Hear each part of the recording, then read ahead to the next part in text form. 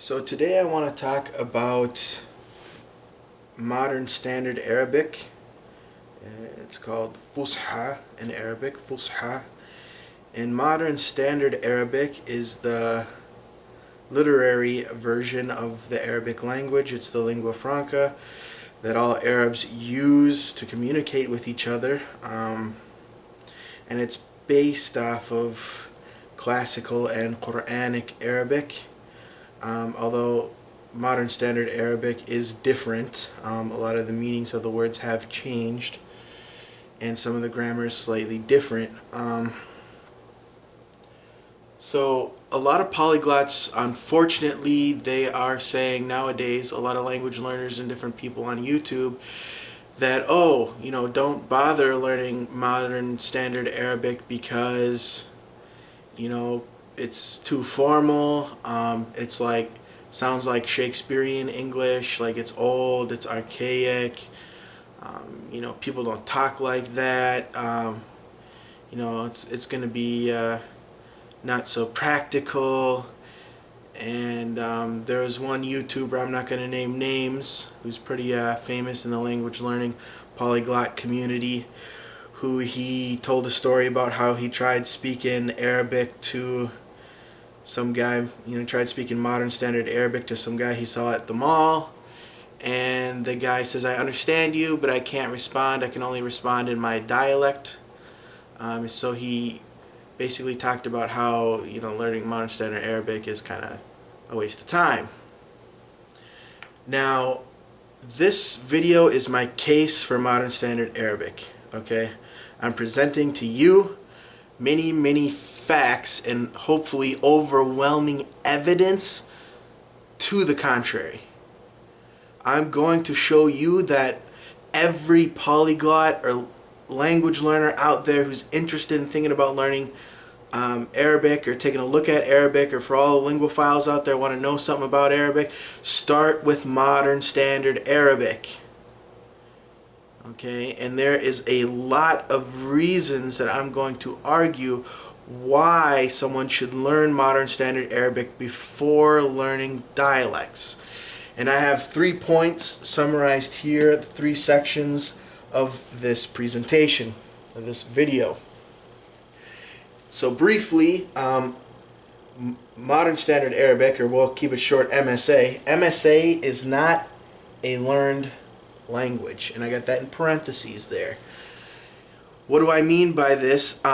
Many people who argue against this and say, don't learn MSA, you should learn a dialect. They go, MSA is nobody's native language anyways. It's not their first language anyways. They don't use it, they don't like it, etc., etc. But I will show you how modern standard Arabic is indeed a native language. May not necessarily be like a first language, but most Arabs grow up speaking their dialect and modern standard Arabic, and they grow up, they're like 2 different dialects of the same language that they're both exposed to as they grow up, and they're, you could say, bidialectal. It's not, I can't even use the word bilingual because they're not, the dialects are not separate languages from modern standard Arabic. They're just different dialects. And just like, here with English in America, you might have your dialect that's spoken in your region or your area, but you also speak kind of sort of a standardized English or a professional English at the same time when you're at work or school or the likes. It's sort of like that. So the second point is that modern standard Arabic is a foundation that you're going to need to really be able to speak Arabic, especially for reading and writing, because obviously that's the literary form of the language, so you're going to have to know it if you want to be able to read and write Arabic. So it's actually kind of important to know if you want to actually be able to read signs and read books, or be able to write. Modern standard Arabic, the grammar in it is actually harder and more complex than all the dialects. So by mastering or by getting better at the dialects, by getting better at the modern standard Arabic, the dialect's grammar and comparison is going to be much easier to you, and you're going to have a better understanding of the grammar of the dialects. And you're going to gain vocabulary of the 3-letter roots, which we'll get into more later on. And my last point down here is that the dialects are not much different than MSA. Really, like I said, you can't call them different languages. Anybody who does so, I'm just going to have to disagree with them, and I would say there's overwhelming evidence to the contrary. The biggest thing about dialects is they might have a slightly different pronunciation of some Arabic letters or some Arabic consonants. Some of the vocabulary might be a little bit different. Like in the dialects, they're going to have a lot more loan words than in the modern standard Arabic. And they're going to have a lot of proverbs and idioms that are really regional, and that the proverbs and idioms might be the hardest part of learning a dialect, but that's really not that big of a deal. Every language has proverbs and idioms and whatnot, and it's not, the ones that are used all the time, you're going to pick them up quick, so it's really not a big deal. So going with the first point here, MSA is not a learned language. So one thing that you'll notice about modern standard Arabic is it's the language that's, like I said, the lingua franca of the Arabs. So you find it in all of Arab media. You'll find it in news. So I'm going to show you a news clip here in Arabic so you can just see the modern standard Arabic in the news. So here's a couple clips of Arabic news. إذن القوات المسلحة المصرية تصنف 10 أكبر قوة عسكرية في العالم. تعد على أنها الأقوى والأكبر عربيا وأفريقيا. القيادات في الجيش تكون على الشكل التالي، فلنتابع في هذا العرض. لدينا أولا القائد الأعلى للقوات المسلحة ورئيس الجمهورية محمد مرسي. أيضا القائد العام للقوات المسلحة هو وزير الدفاع الفريق أول عبد الفتاح السيسي. أيضا لدينا رئيس الأركان هو الفريق صدقي صبحي. أفرع القوات المسلحة هي القوات، أولا القوات البرية والبحرية والجوية والدفاع الجوي. تنقسم القوات المسلحة المصرية إلى جيوش ميدانية، تكون الجيش الثاني وتبدأ منطقة نفوذه من الإسماعيلية عند هذه النقطة وتمتد على طول ساحل البحر الأبيض المتوسط حتى منتصف الحدود مع إسرائيل عند هذه النقطة كما نشاهد هنا. إذن نستمر في الحديث عن تطورات هذا الجيش وأين ينتقل بالتحديد في المناطق المتعددة، حيث الجيش الميداني الثالث هذه المرة هو يغطي المنطقة من السويس عند هذه النقطة وينتهي عند إيلات وخليج العقبة عند هذه النقطة تحديدا. أما في العاصمة القاهرة فتوجد المنطقة العسكرية المركزية للجيش بالقاهرة تحديدا. مناطق سيطرة الجيش تغطي نحو 1,003,300 كيلومتر مربع من البلاد ويراقبها على مدار الساعة. أما العدد الإجمالي في الحالة العادية فهو 500,000 مقاتل، بينما يرتفع هذا العدد إلى 1,000,000 خلال 7 أيام في حالات الاستعداد القتالي. من هذا المنطلق طبقا للتقارير يعتبر الأقوى في المنطقة و10 أكبر الجيوش في العالم. هذا الجيش يتكون من 20 فرقة من مشاة وأيضا مدرعات ودفاع جوي وحرس حدود وقوات خاصة ومظلات وصاعقة. أما بالنسبة للقوات الخاصة هي التي تشكلت أساسا من قوات الصاعقة وقوات المظلات، تتميز أولا بدقة الحركة، وأيضا تتميز بأنها دقة الحركة والخفة وأيضا الاستعداد القتالي لها في كافة المهمات الخاصة والصعبة أيضا جدا. أولا لديها التعامل مع العمليات الإرهابية مثل خطف الرهائن أو الطائرات وغيرها. هي تتوزع حسب الخطة العسكرية ومعها وسائل نقل جوي وبحري تكون مساندة إليها. أما بالنسبة للحرس الجمهوري هو يكون جزء من القوات المسلحة ويدخل الحرب ضمن التشكيلات القتالية. مهمته أولا حماية الرئيس وحماية الضيوف من رؤساء الدول وحماية المقرات الرئاسية. هو يتبع لأوامر رئيس الجمهورية في إطار مهمته فقط. أجيل الأدب الراقي في سؤاله والإنصاف الكبير في أسلوب سؤاله، وأتمنى مع ممن نختلف معهم أن يرتقوا إلى هذا المستوى. ثانيا، بالنسبة للشيخ ناظم الحقاني حفظه الله، هو من علماء المسلمين وهو من فقهاء الأحناف ومن أهل التصوف النقشبندية، وقد أسلم على يديه عشرات الآلاف من الناس في أوروبا، وأكثر منهم أو أمثالهم في الشرق الأقصى، بل أسلم على يده بعض أبناء الأسر المالكة في بريطانيا وفي غيرها، أحد أبناء عمومة الملكة. الرجل في 90 من عمره، نعم، زرته لعلمه ولخيريته ولصلاحه واستجزته، والإجازة هي طلب الإذن في الرواية، بمعنى أخذ أسانيده في مروياته الحديثية والفقهية وفي الذكر، في ذكر الله سبحانه وتعالى. قد يختلف البعض مع الشيخ، اختلف بعض الأفاضل مع الشيخ الذي ذكرناه في بعض تجاوزات أو نقول اتساع الشيخ في استيعاب الناس، لأن مهمته الدعوة، ويأتيه المبتعدون المحملون بالكثير من الأمراض، النافرون من الدين البعيدون، فيتسع لهم ويسمح لهم في الذكر الذي يقفز والذي يرقص والذي كذا، كنوع من التألف لهم، التألف الدعوي لهم. وبعد فترة مع الاستمرار يتعلمون ويتفقهون ويصبحون على خير ويسيرون على خير. وللأسف كذب أحد المحررين أو الإعلاميين، وهذا شيء مشين، في قناة الجزيرة، وسامحني هذا على غير سياستكم، في برنامج قد قدموه عن التصوف، وما أكثر البرامج المحرفة ذات الأغراض المنحرفة، وذكروا أن الشيخ ادعى أنه سيستأذن رسول الله بالتليفون ثم سيقبل مقابلتهم، وأنه طلب 10 مليون دولار. هذا من الكذب يعني المخجل أن ينزل الناس ويسقط إلى هذه الدرجة. أما مسألة مجالس الذكر، فالأصل في الذكر السكون.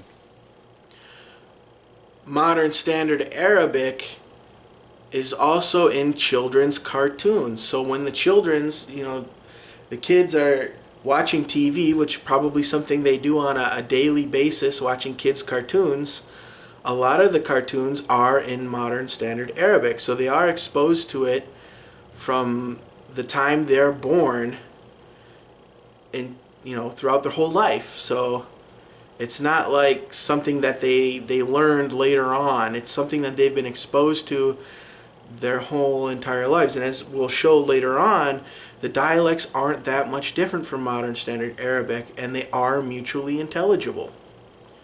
It may take a little bit to get used to a dialect, or for someone who speaks a dialect to get used to Modern Standard Arabic.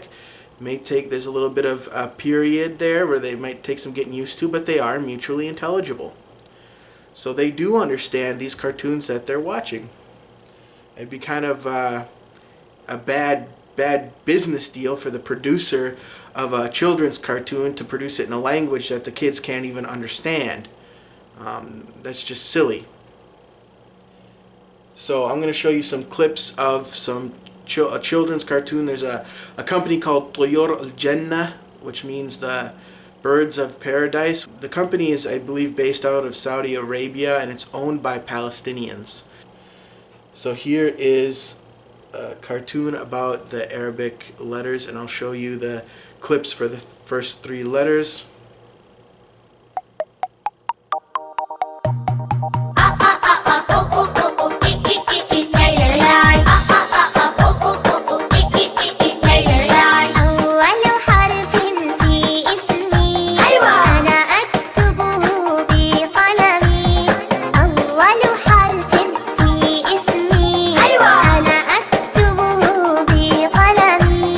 أجري أقفز أنا كالأرنب مع أصحابي. ألهو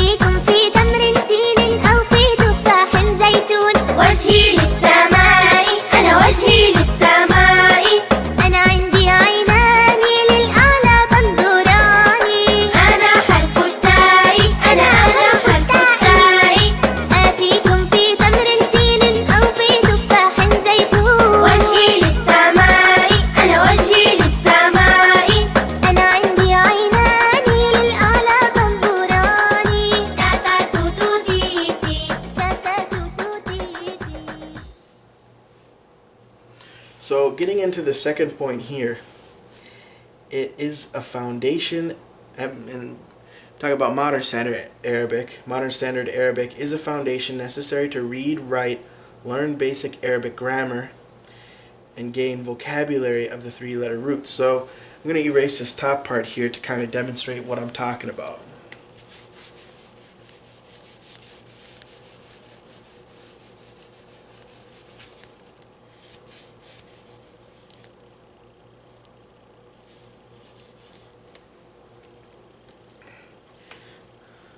So those of you who are already learning Arabic or are native speakers of Arabic or have already read up on what the Semitic languages are like, the unique thing about the Semitic languages is that they have three-letter roots, okay? And so Semitic languages, basically the consonants hold all the meaning. And it's a three-consonant root to every single Arabic word. There's some few exceptions where there's maybe a two-consonant or four-consonant word. Typically they're loan words, but there is some exceptions here and there, like every language has exceptions with every rule. So let me think of an example. What's a good example here? How about you have Ain and Mim and Lam. So this, when they're connected together, you're going to get, these are the three consonant rules. Connected together, you get Amal, which basically it can mean work, it can mean deeds. So you have Amal, you can say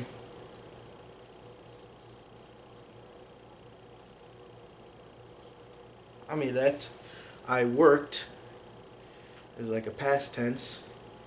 You could say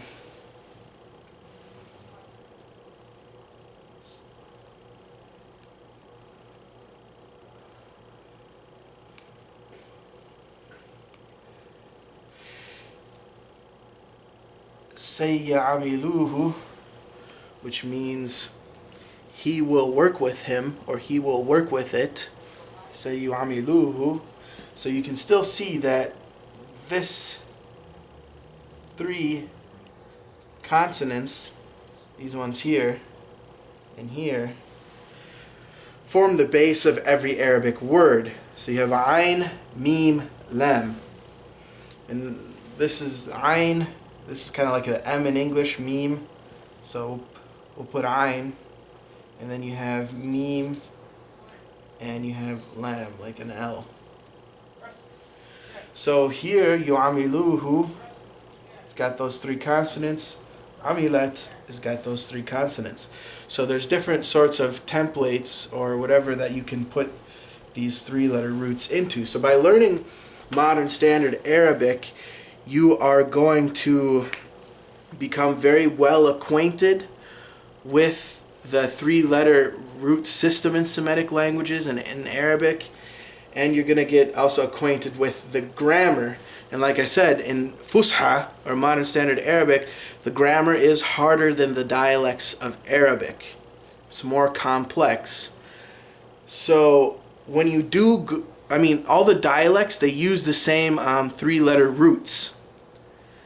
So some dialects, they may prefer certain words over others, or you might see some words used more often than other dialects.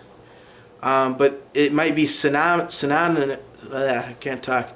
Might be a synonym. How do you say that? Synonymous?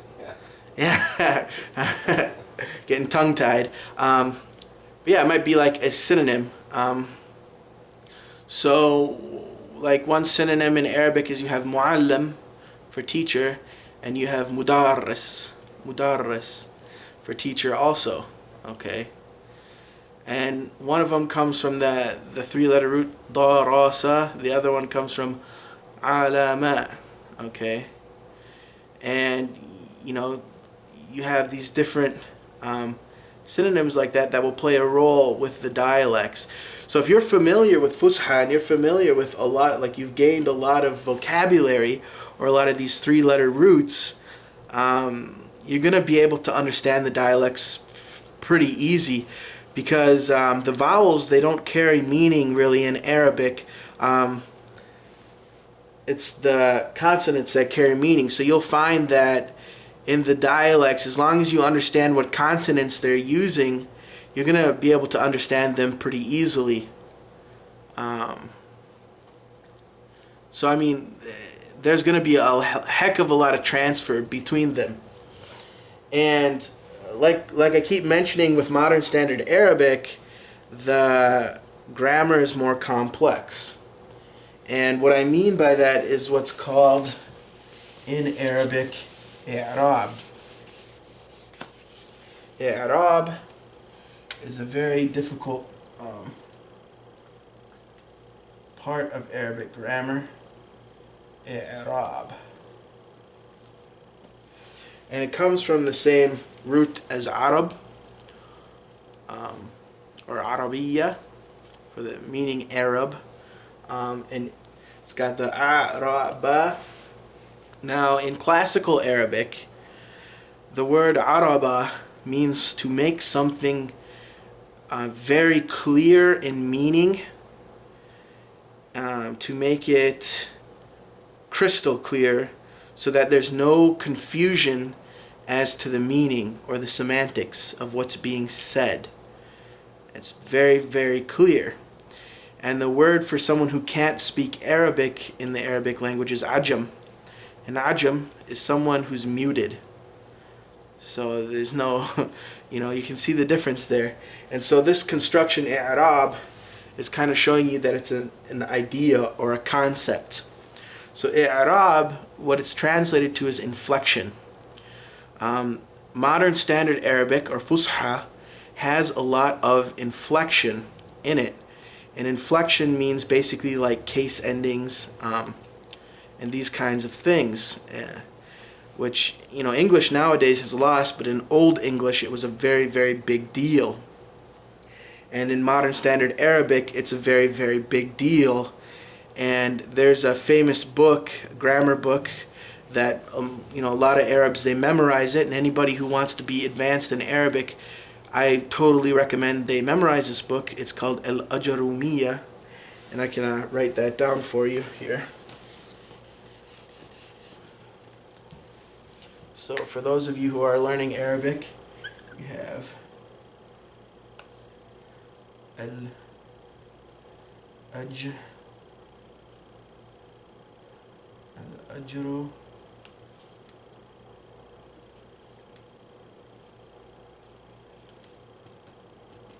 Al-Ajrumiyya. Okay. And Al-Ajrumiyya is a book, like I said, people memorize it. So the first part of the book, it starts out Al-Kalamu huwa al-lafdhu al-murakabu al-mufidu bil-wada' wa aqsamuhu thalathatun ismun wa fi'lun wa harfun ja'a li ma'na. And so like I said, it's a book that people memorize about grammar, and there's a whole entire chapter on i'rab. So I'm going to show you a video about, or someone teaching this book on the chapter of i'rab, or inflection. So you can see that he gives an example in it of the name Zayd. So I'm going to show you here. You have an Arabic name, like a given name, Zayd.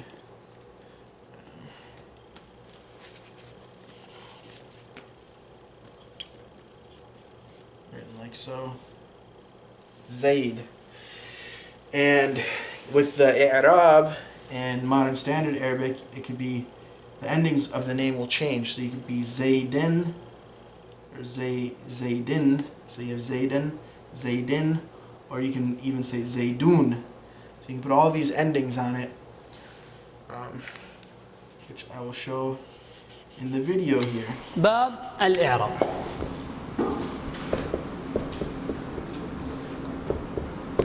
باب الإعراب الشيخ عرفه فقال: باب الإعراب هو الإعراب هو، لاحظ تغيير أواخر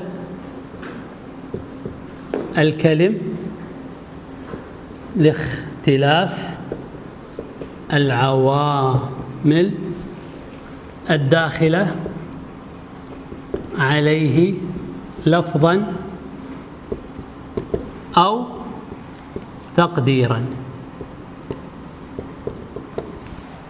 هكذا كتبها ابن آج الروم رحمه الله، فقال تغيير أواخر الكلم لاختلاف العوامل الداخلة عليه.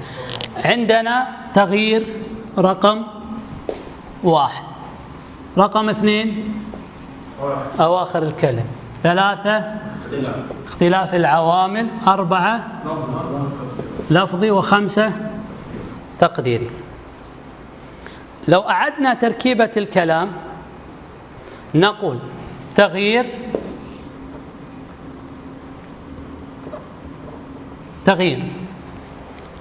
أواخر الكلم، تغيير أواخر الكلم لفظا أو تقديرا لاختلاف العوامل الداخلة عليها. ما الفرق؟ ما الذي افترق عندنا؟ افترق عندنا كلمة لفظا وتقديرا، عائد لمن؟ آخر الكلام.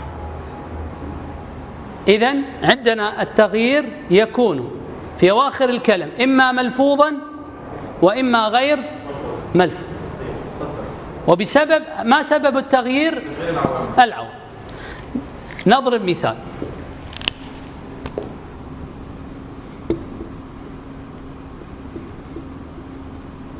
عندنا جاء، رأيت، مررت. دائما نضرب بها المثال. جاء زيد، رأيت زيدا، مررت بزيد.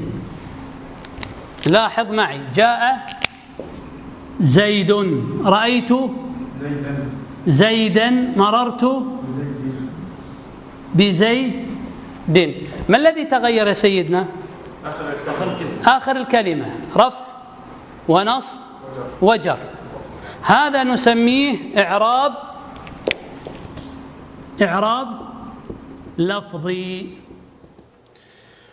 So what we saw there was that little lesson on i'rab. And the fascinating thing about modern standard Arabic is that modern standard Arabic has this i'rab, and it has a very highly complex grammar, but the dialects have completely dropped and lost i'rab. They do not have inflection. They do not have these case endings. So when you learn modern standard Arabic, you're going to become very intimately acquainted with Arabic grammar, and you're going to reach a level that is higher than what the dialects require of you, which is going to, be very beneficial to you, because it'll make it very easy for you to then learn multiple dialects very quickly. It makes it very easy for you to understand the different grammatical differences there, or absence thereof. And like I said, also, in order to read and write, you're going to have to know Fusha. So let's say you're someone, businessman or whatever, and you go to Egypt and you want to learn the Egyptian dialect. Great, fantastic. But when you want to go to read, how are you going to do that? When you're trying to see what's the sign on this shop say and you can't even read, it's going to be very difficult. And, mastering the grammar, mastering the reading and writing, and then you're also getting a ton of vocabulary here.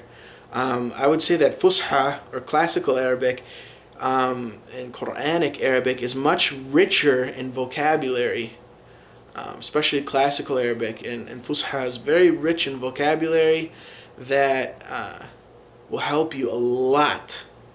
And reading a lot of Arabic books, it'll help you a lot and make your vocabulary very, very large. You'll have a larger lexicon.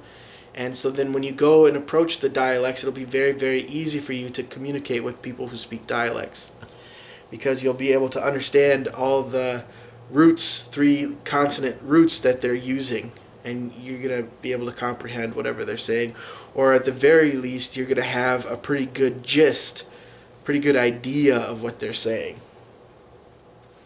And going back to the first point of how it's really, Fusha is like a native language to people.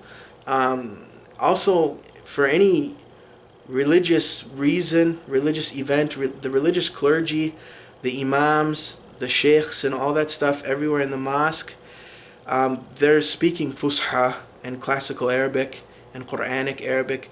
So this is something that from a very young age the kids are exposed to, because they all go into Quran classes. They're all going to, the Friday prayer, where they're listening to the imam give a sermon completely in Fusha and classical Arabic, Quranic Arabic.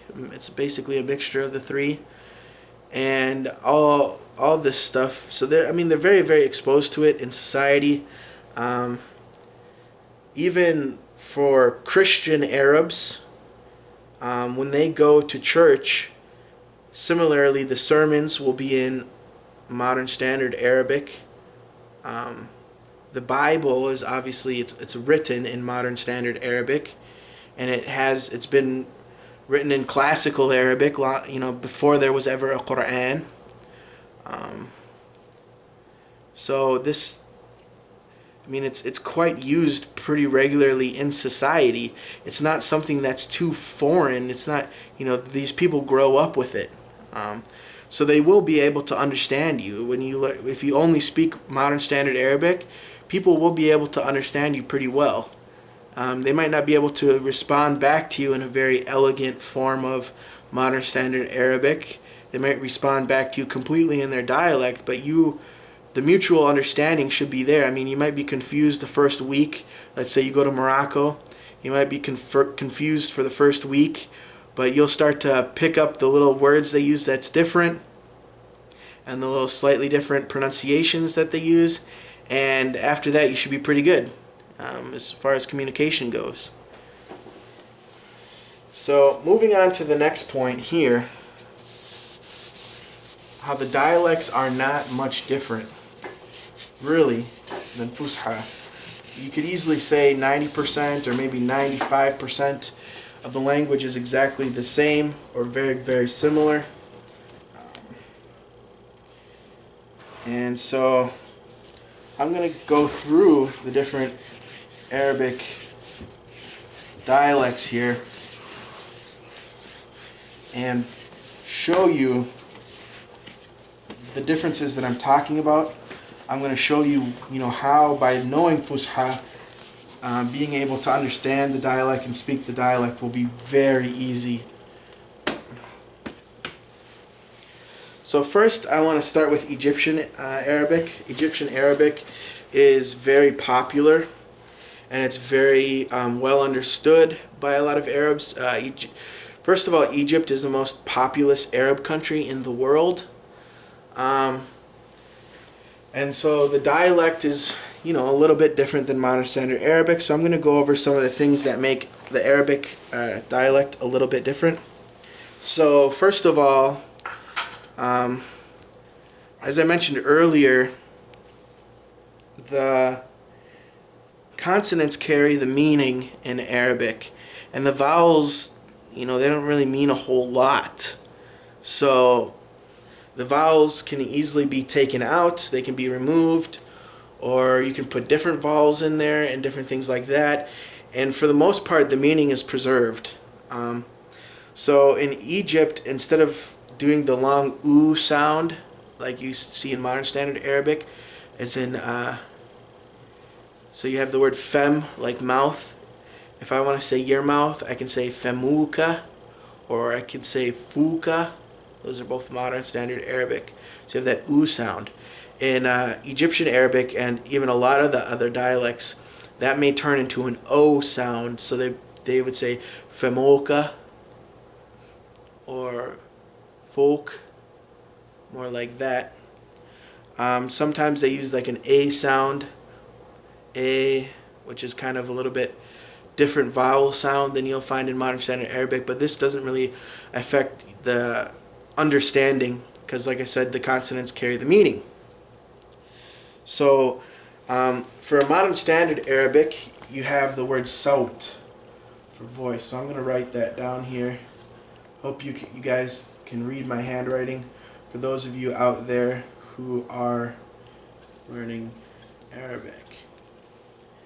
So you have the Modern Standard Arabic word saut. So sad, waw, ta, saut.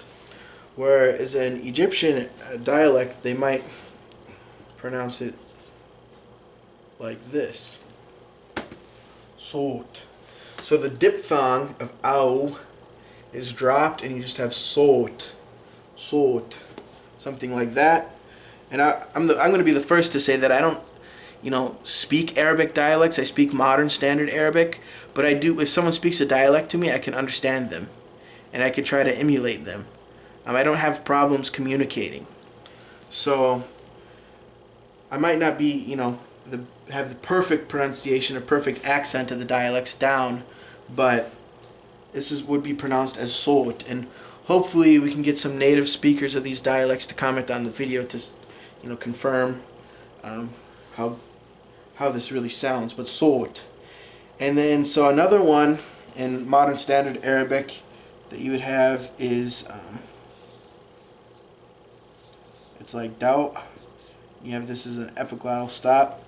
So I'm going to transliterate that as to doubt.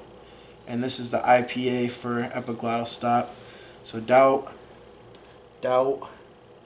And in the Egyptian, it might be as dote, dote. But obviously, you're going to be able to understand this. So you'd be bow, bow, lo, lo. It's very, as you can see, quite similar and not really that big of a deal at all. Okay. Let's move on to something else.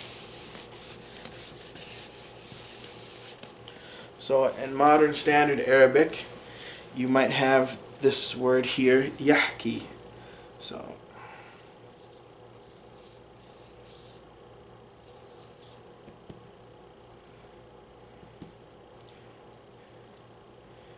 yahki. So yahki, I'm going to transliterate it.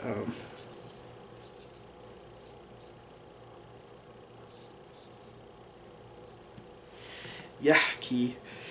In Egyptian Arabic, probably, oh sorry if you can't see that very well, it'll probably be yahki instead of yahki. So you can see there's not a lot of difference. It's yahki, Modern Standard Arabic, yahki in like Egyptian Arabic. Or if you want to say like I heard, you would say sami'tu. In Egyptian Arabic, they might say sama'tu, sami'tu, sama'tu. So you're going to see here that it's very similar, just the little vowels change a bit, but it doesn't affect the meaning or the pronunciation really that much. So that's one of the things that vowels can differ in different dialects. And then when we go to this letter in the Arabic alphabet, qaf, you write this here, qaf, which is the letter that starts Quran or Qahira for Cairo, or if you say the word reality, haqiqa, that is qaf. Now in Egyptian Arabic, qaf, sometimes it is dropped and it is replaced with an epiglottal stop. And in Modern Standard Arabic, epiglottal stop is represented by the hamza.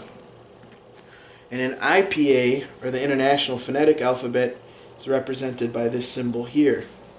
So you have qaf, hamza, and that's the IPA for epiglottal stop. So both of these are the same thing essentially. So you might have like the word in modern standard Arabic, al-waqt.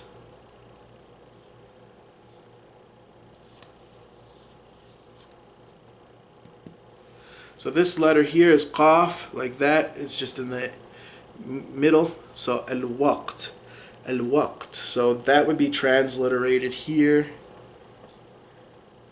Al-waqt. Okay. Now, because in the Egyptian dialect, qaf becomes an epiglottal stop, they would say al-wat. Instead of waqt, it's what. And they might not say al, they're going to say al. So they might say al-wa'tu. Al-wa'tu. Okay. And this means time. Al-wa'tu. So if you know the rule that anything in modern standard Arabic that has qaf is going to be an epiglottal stop, you're going to be able to understand exactly what they're saying most of the time. When they say wa'tu, you're going to know they mean waqtu. You have another Arabic word, qabla, to mean before. They would say abla. Qabla, abla. Or you could say baqiya. They would say ba'iya. Or ba'it. So many of these, words, you easily be able to make it out if you know this rule.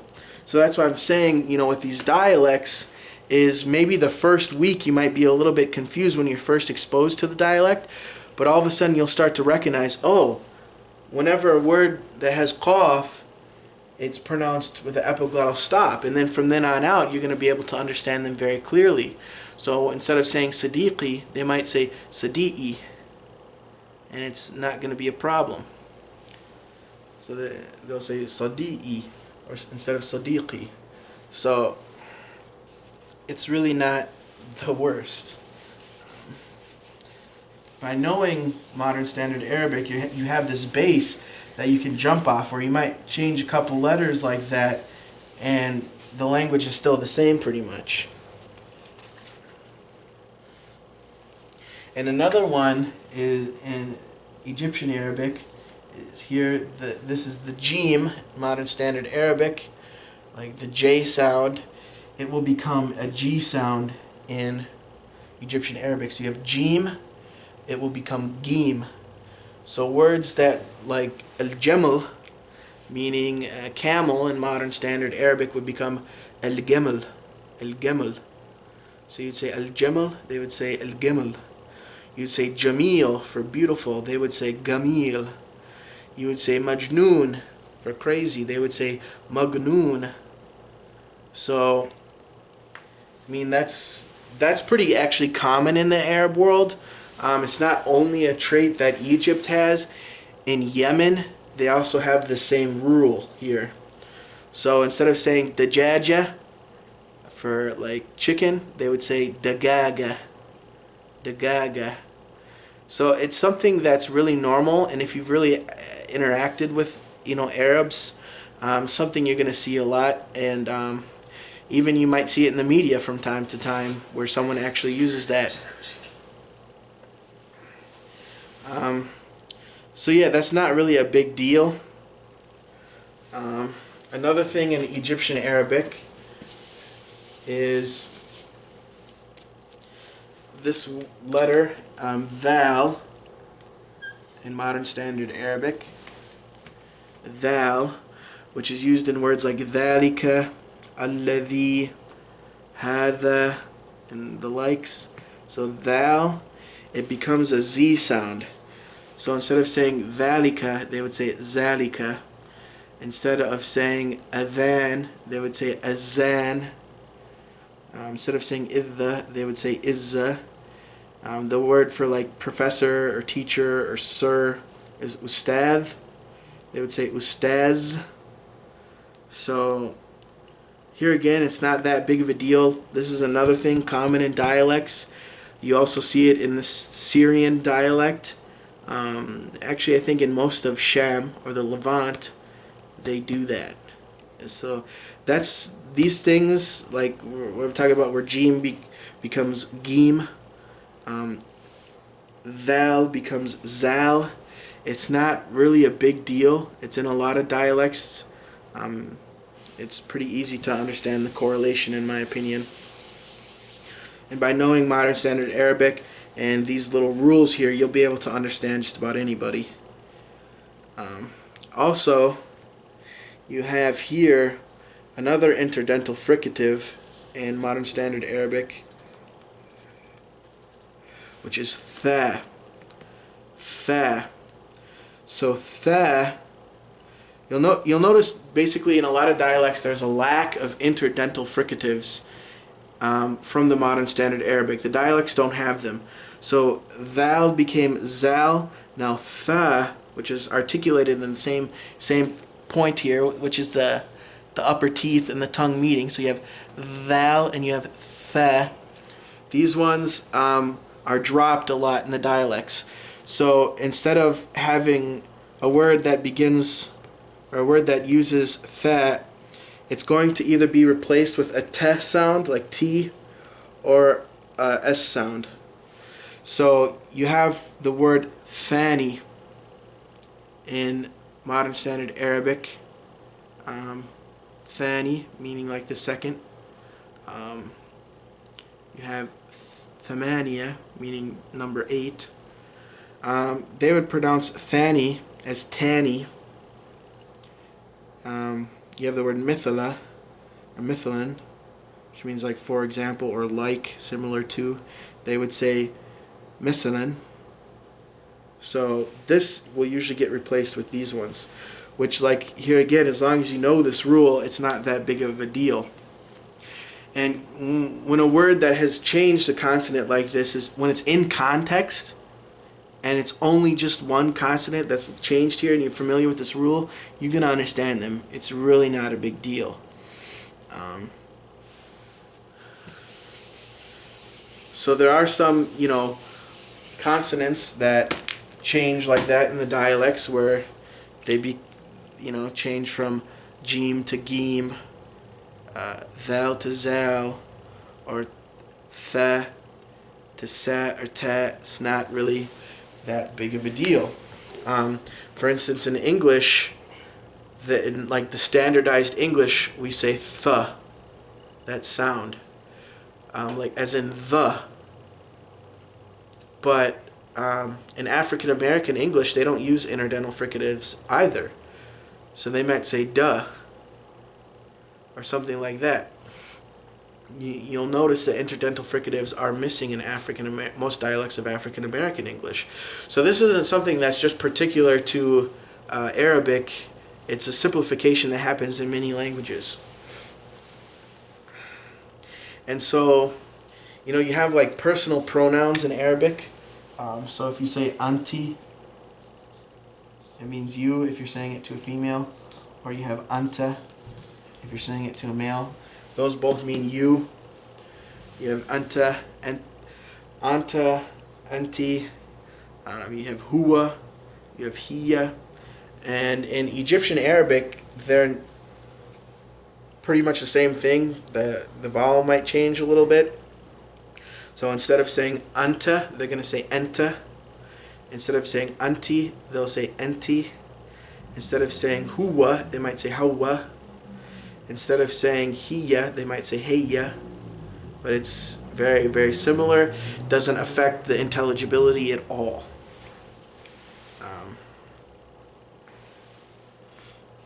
So these types of things, not really a big deal at all.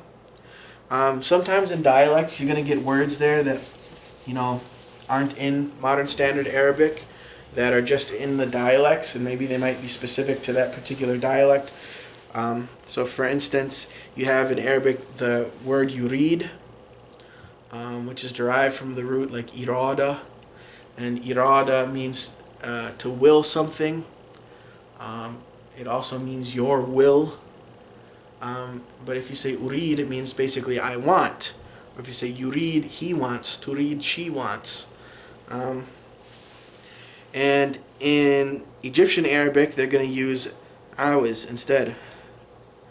So they would say like, Hawa awaz gimel, he wants a camel. Or Huwa awaz yarkab gimel, he wants to ride a camel. Or Hiya awaza tarkab gimel, she wants to ride a camel.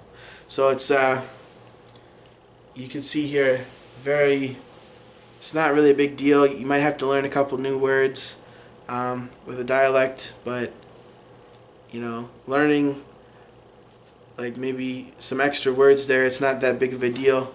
A lot of the words that change in the dialects from Fusha that are like completely different, like this one, Awaz, it's usually words of high frequency that are used a lot in everyday speech. So you're going to pick them up very, very quickly. And with the context and everything like that, it's pretty easy to know what they're saying anyways. So by hearing it, a lot, you're going to pick it up right away. So it's really nothing to worry about. And so going over like some just vocabulary words here, the word for morning is sabah, which in Fusha it's subah. It's virtually the same. Like Jamal is Gemal, virtually the same. And Fusha, the word for underneath is tahta, and in Egyptian it's taht, so nearly the same. Big or large, kabir, kabir, kabir, kabir. It's almost the same thing. It is the same thing. So you have tayyib, tayyib. It's the same in Egyptian Arabic. Sah, meaning is right. It's the same in Egyptian Arabic as modern standard Arabic. Like I said earlier, 90 to 95%, maybe I could even say with some dialects, 98% of the words are exactly the same or virtually the same as modern standard Arabic. So it's very easy to understand. Okay.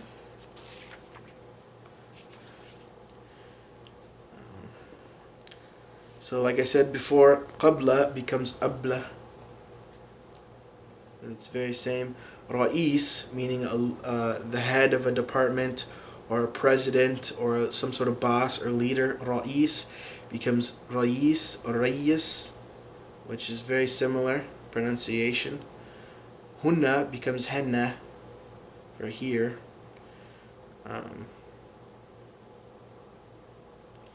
Very, very similar. Mumkin for it's possible. It's the same. Mithalan becomes Masalan. It's nearly the same. One difference between Fusha and Egyptian dialect is, for instance, the word for police in Fusha is sharta, okay? Whereas in the Egyptian dialect it will be el-police, which is just an English loan word. But when they say tourist police in the Egyptian dialect, they're going to say shurta siyaha. Siyaha is the same in modern standard Arabic. It means tourism, siyaha.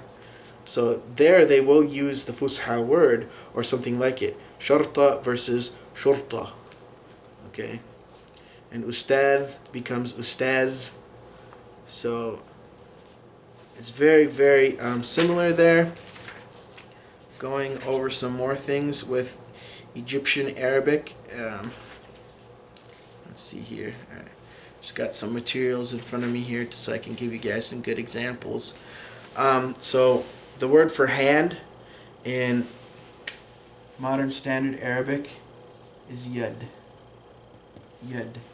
If I transliterate it, yad. Okay. Hope you guys can see that well enough. Yud. Okay. Yud. And it might be pronounced slightly different in the dialect. So the way that, if you know Arabic or you're studying Arabic, the way that ya works is it can either be like the Y sound in English, ya, which I'm talking about this initial letter here. It could be like ya, like the Y sound, or it can also be a long E sound. So in some of the dialects, instead of saying yud, they'll say eid. So we'll do like a long E sound, eid, for hand. So for my hand, they might say ed, or your hand, they would say idak instead of yaddek, or yaduk. They would say idak. But like I said, the consonants hold all the meaning, and guess what? The consonants stay the same. So it's very easy to understand. And that's something you'll see in a lot of dialects of Arabic, bi'idi with his hand. It's something very easy to understand. It's not something that's the first time I heard it, I was like, oh, that's different, but it was obvious by the context of it that they're talking about the guy's hand. So the communication, the understanding was still there, and from that point on, I knew that ed meant hand. So they use that also in the Egyptian dialect. They use it Saudi dialect. I've heard it in the Syrian dialect. So it's pretty common. It's pretty widespread.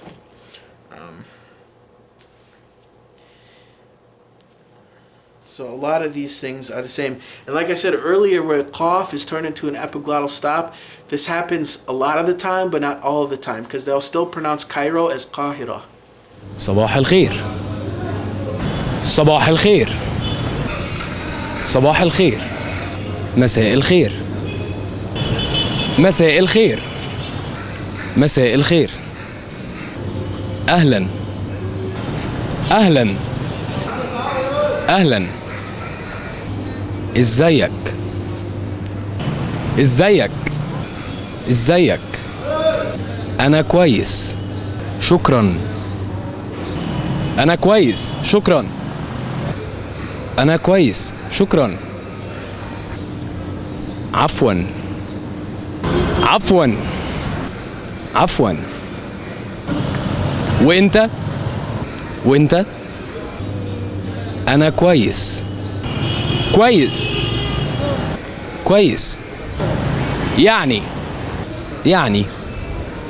شكرا شكرا شكرا شكرا جزيلا شكرا جزيلا أهلا صديقي أهلا يا صاحبي أهلا صديقي عفوا وحشتني جدا وحشتني جدا وحشتني جدا ايه الجديد ايه الجديد ايه الجديد مفيش جديد مش كتير مش كتير.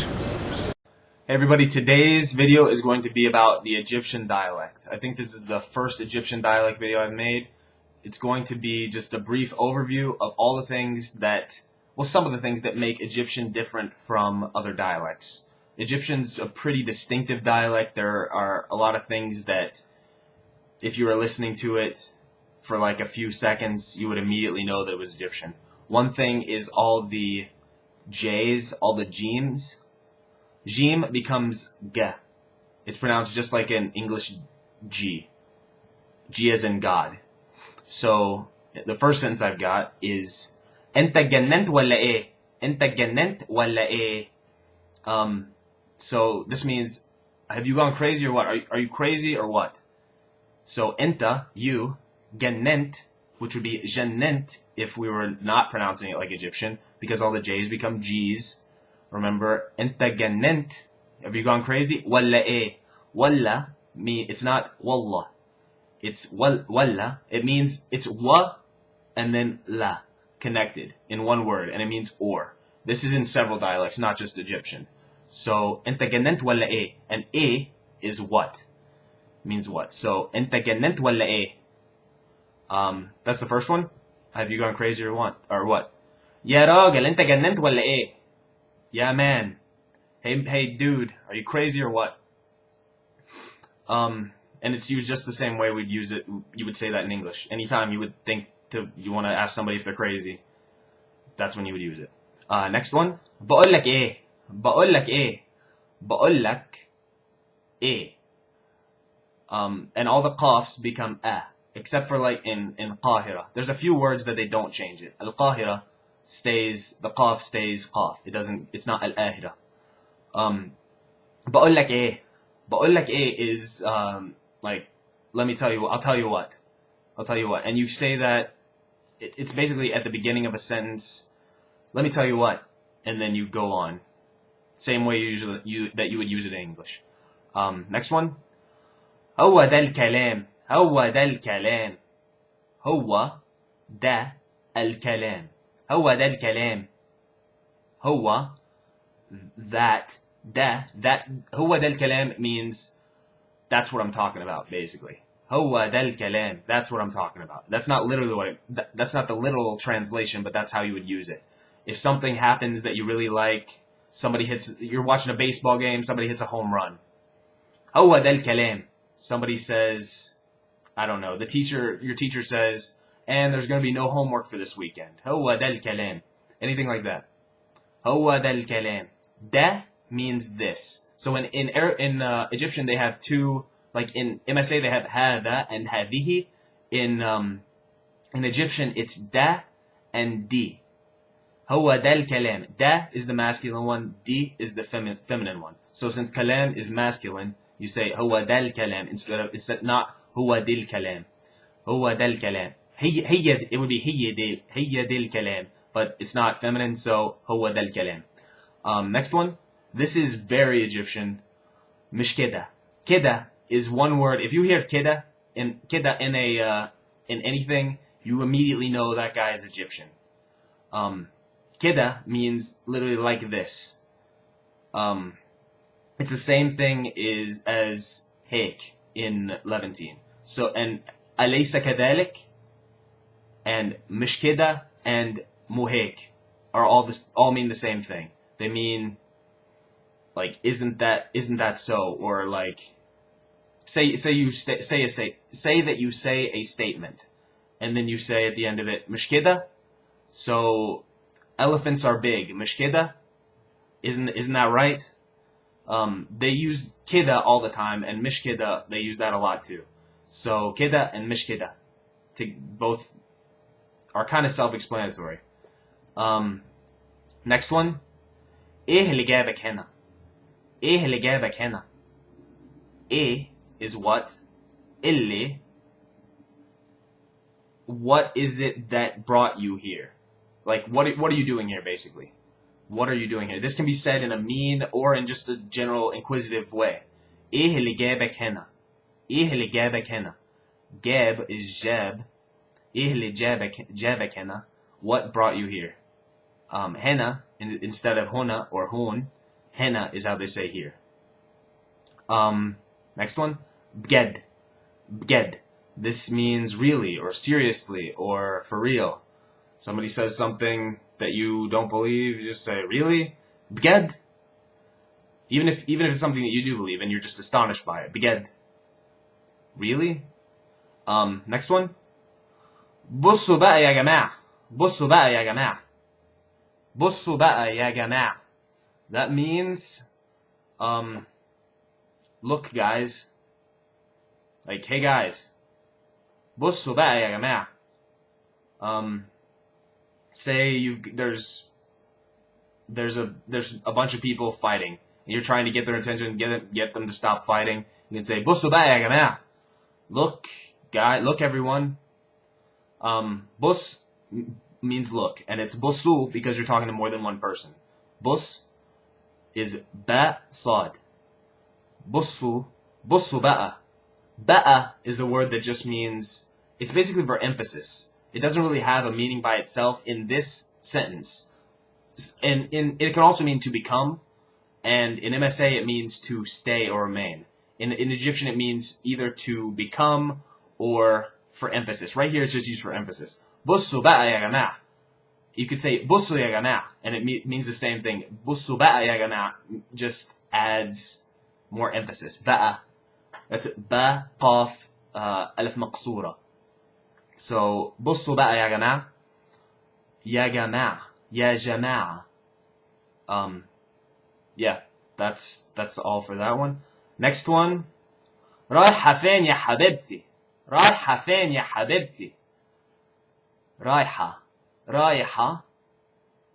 You are going for a female. رايحة. فين. Where. فين means where. That's also another very Egyptian word. فين is not used anywhere else but Egypt. رايحة فين يا حبيبتي. This is another very Egyptian thing. حبيبتي. حبيبتي. They take out the ya in the middle, so it's حبيبتي instead of حبيبتي. رايحة فين يا حبيبتي. Next one. وحشتني قوي. وحشتني قوي. This means I missed you a lot, or I missed you very much. وحشتني قوي. قوي is literally is قوي. قوي. Which means strong, but in Egyptian it means very, or a lot. And they say it awi because they changed the qaf to an a. So it means I missed you. When I first was told that this meant I missed you, it didn't really immediately make sense to me because it's wahashtani. You, it's you doing something to me, not I missed you. But in wahasha, it's kind of hard to explain, but wahasha is basically, it's making, for instance, if I said wahashtak, you would think that that would mean I missed you. Wahashtak, because I'm doing something to you, because it ends in a kaf. Wahashtani ends in a ni, so that means something's being done to me. I basically think of it as wahashtani is you made me miss you. Wahashtani. Wahashtani. You made me miss you. It's really different. It's like backwards from how we do it in English. Instead of saying I missed you, it's like you made me miss you. Wahashtani. Basically, with more exposure, I mean, I don't know if I explained that well, but that's what it means. Just remember, wahashtani means I missed you. Even though an action is being done to me. That's really all I've got for today. Hopefully this wasn't too convoluted, and hopefully you learned something. Go to my blog, thearabicstudent.blogspot.com, and I'm going to have this post there along with the video, and each sentence is going to have a explanation, an explanation better than what I just did in this video. Just more of an explanation. So go there and also subscribe to this channel if you want to be notified whenever I make new videos. And thanks a lot for watching. So, moving on, we will go to the Iraqi dialect. So, some interesting things about the Iraqi dialect is the qaf that we talked about earlier becomes a G sound. So in their dialect you have the qaf becoming a G sound. So in maybe like the verb qala or qalu, as in he said, or say qul, they're gonna say it as gul or gala, or qam, meaning to stand. They're going to say gam instead. And then the K sound, or the kaf, in Arabic, modern standard Arabic, kaf, it gets pronounced with a CH sound in Iraqi Arabic, in the Iraqi dialect. So instead of saying can, as in he was, can would be chan. Semek for fish would be semech. Okay? Or simech, which isn't, when you learn how the consonants change in the dialects, it's not a big deal. You'll be able to understand pretty easily. And also one thing that you'll see in Iraqi Arabic, which is completely absent from modern standard Arabic but is still very similar is the P sound. So P, as in the English P sound, like in pumpkin or potato. And this would just correspond to the ba sound in modern standard Arabic usually. So they're both bilabials. They're very similar sounds already. If you came and started using the P sound to non-Iraqi Arabs, meaning this, they're going to understand you anyways because it's such a similar sound. They're going to know what you're trying to say.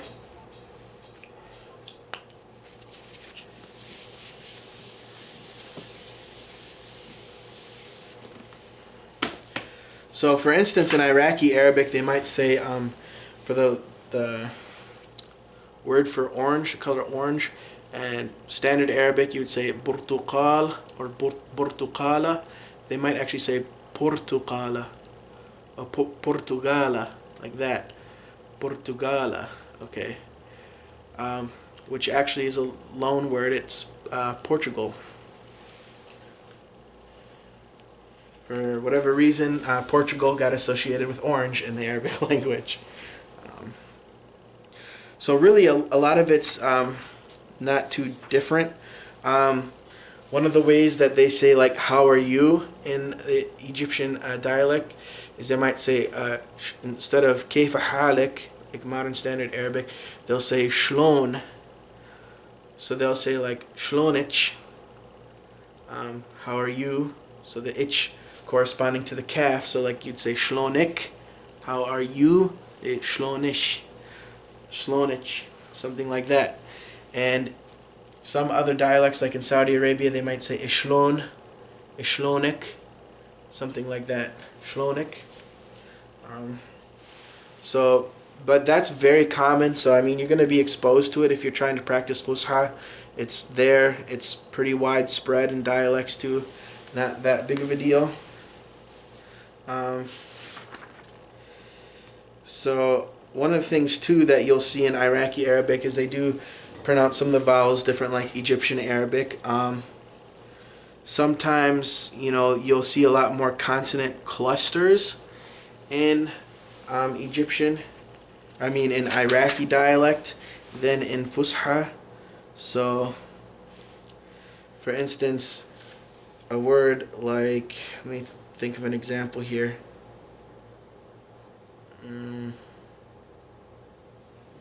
Marhaba, marhaban, in standard Arabic, they might say mahraban instead. But the consonants are still there, they still hold the meaning, it's still the same word you'll be able to understand. So, a lot of these things are really not a big deal. I have some videos to show you, some unique Iraqi words, and I have a clip of someone speaking the Iraqi dialect, and you'll see some of the things there. Most of the words are exactly the same as Fusha, so if you're someone who speaks modern standard Arabic already, you'll probably understand just about all of it. And I'll point out some of the things that are slightly different. So yeah, for the most part, these things are very, very same. For instance, if you say hunna, for here in Iraqi Arabic, they'll say hanna, or hannana. Or for hunnaka, they might say hannaka. For khiyar, they might say khiyar, for cucumbers. If you say turid, like she wants, they might just say trid. Because they like these consonant clusters. So if you might say qabla, they might also change that to qabl. So they might add a consonant sometimes too. So you might say lahm for meat, they might say laham for meat. You might say ilq for like some chewing gum in modern standard Arabic, they'll say ilch. You might see for salt milh, they would say milh. for a section, a part, or a division, or a department. You have in Modern Standard Arabic the word qism. They might say qism, might kind of elongate the vowel at the end, qism, instead of qism. It's very slight differences there. It's going to be kind of hard to differentiate, really, because they're so similar. For after, you have Modern Standard Arabic ba'd. There in Iraq, they might say ba'ad. So these things are so slight. If you know Modern Standard Arabic, you're going to be able to communicate really quite easy with the different dialects of Arabic. It's not something to worry about at all. That's why I totally reject this idea that, oh, you should learn a dialect, don't learn Modern Standard Arabic. Because if you learn Modern Standard Arabic, you'll be able to communicate with people of all dialects very easily. You'll be able to understand all the dialects pretty easily. You just might have to learn a few words and a few extra vocabularies of some words that are common in dialects. It's really a very easy thing in my opinion. ثلاثة. مرحبا، شلونك؟ شخبارك؟ أنا اسمي رفيف. أنا من العراق، محافظة بغداد.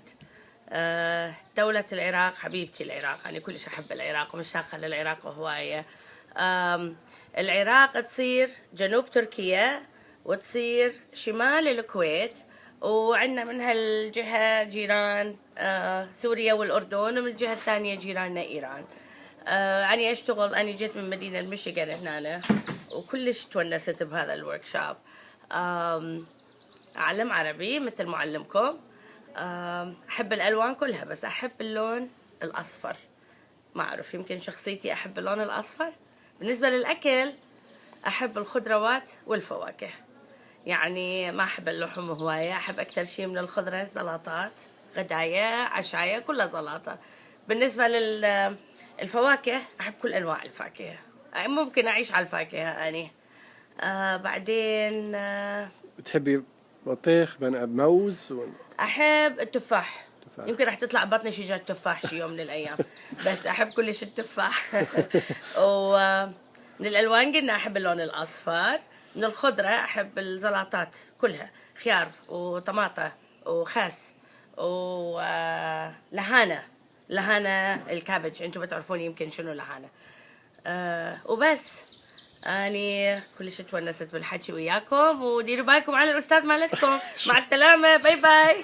Assalamu alaikum everybody, shakumaku. Oh, that's number one. And if you're looking at me like I'm crazy, you probably didn't connect the dots with the title of the video. Shakumaku means what's up, so that's the first word. I'm going to be telling you guys 40 Iraqi words that are hilarious. Second word is... What is that? What are you looking at? What is that? Khashim, my nose. Who says khashim? This is a khashuga. This is a chatal. This is a tasa.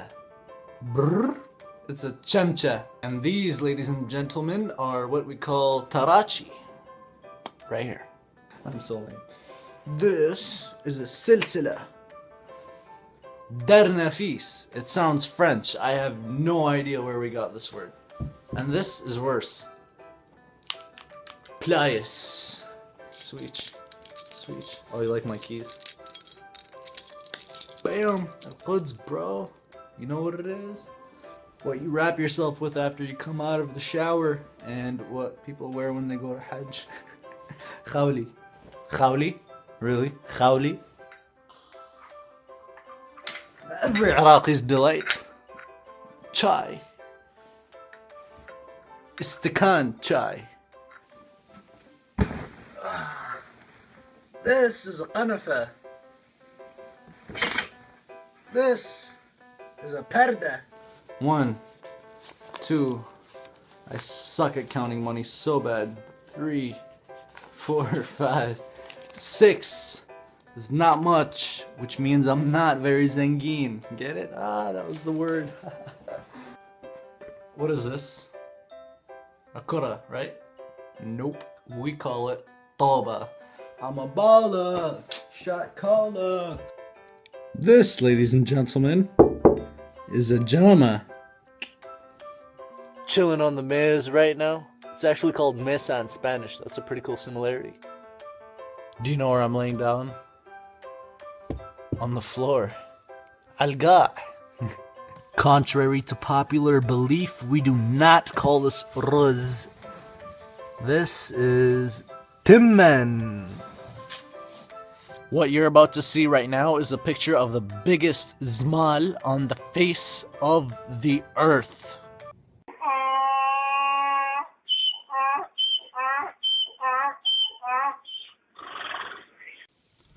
This area right here, the dashboard, is called, ironically, the dashboul. That is the result of British occupation, my friends.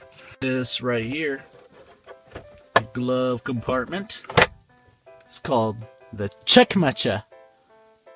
This part of the car right here, above the tire, is called the chamulluch. Do you guys know what a bazuna is? A bazuna sounds like this. Meow. Or when it's mad, it goes. This is a punka. The bed is a charpaya. This, the sheets, charchaf. This, the mattress, dosheg. For my next two demonstrations, you are going to have to pretend that this pillow is a human being. Rashdi.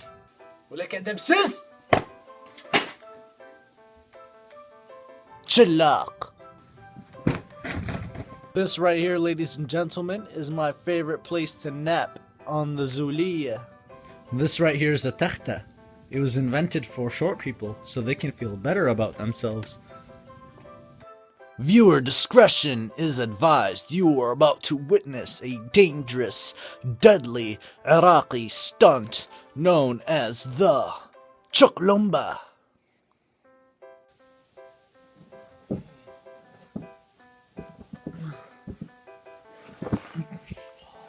You know what this is? It's a shirt. We call it blues. You know what it says? Musafir, the traveler en route. Guess who sent me this shirt? OneLoveIslam.com. Shout out to you guys. And shout out to all the ihdoom you guys sent me. This, you might recognize this one. This is the one that you might have seen Khalid M wearing. This one says, one God. That one's my favorite. And this one says, Dua, ask from your creator. Now, let me take off my shafqa. So I can wear something else that One Love Islam sent me. A clow. It's like a winter looking hat. Yeah, we call it clow. And one of the things too that I just want to mention about all the dialects in general, when you say like happy to meet you, in modern standard Arabic you'd say tashrafna, which basically translates to you have honored us. And so it comes from the root word sharafa. So sharafa. And this is where the English word sheriff comes from. Comes from Arabic word sharif. So sharafa is basically to honor or honored. He honored, something to that extent. So in modern standard Arabic, you'd say nice to meet you, tasharafna, you have honored us. So in the dialects, they're going to have some version of that. Maybe, you know, masharafna or tashraf or something of that extent. And so let's move on to Saudi Arabic. So here again in the Saudi Arabic, they might drop thal, so hada becomes hada. Thal will turn into a D sound or sometimes a Z sound. So hada becomes hada. ista'adhan may become ista'azzan. Thalatha, it becomes talata. Mithalan becomes masalan, like in Egyptian Arabic. Also, the qaf becomes as a G sound, like in Iraqi Arabic. So haqiqa becomes hagiga. Qalil, for little, becomes galil. Taqriban becomes taqriban. Muwaffaq becomes muwaffaq.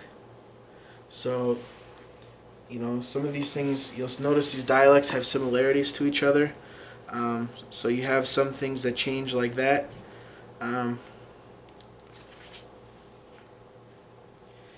And so typically the way that they'll say how are you is going to be ishlonik, like I talked about with the Iraqi Arabic. They will say shlonich, so ishlonik. So here it's very, very similar.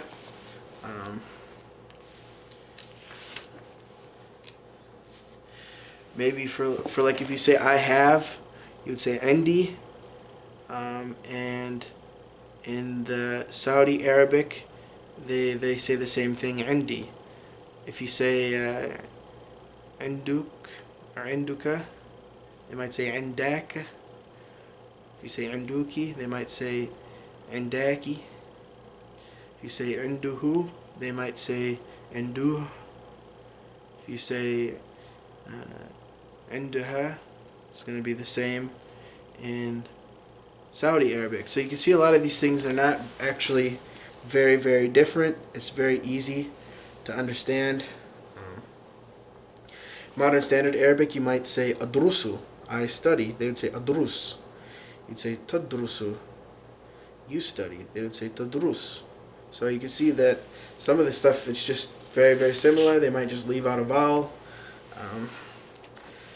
For some things like ma, use the word ma in Arabic sometimes to negate things, which is mim and alif, like that, ma.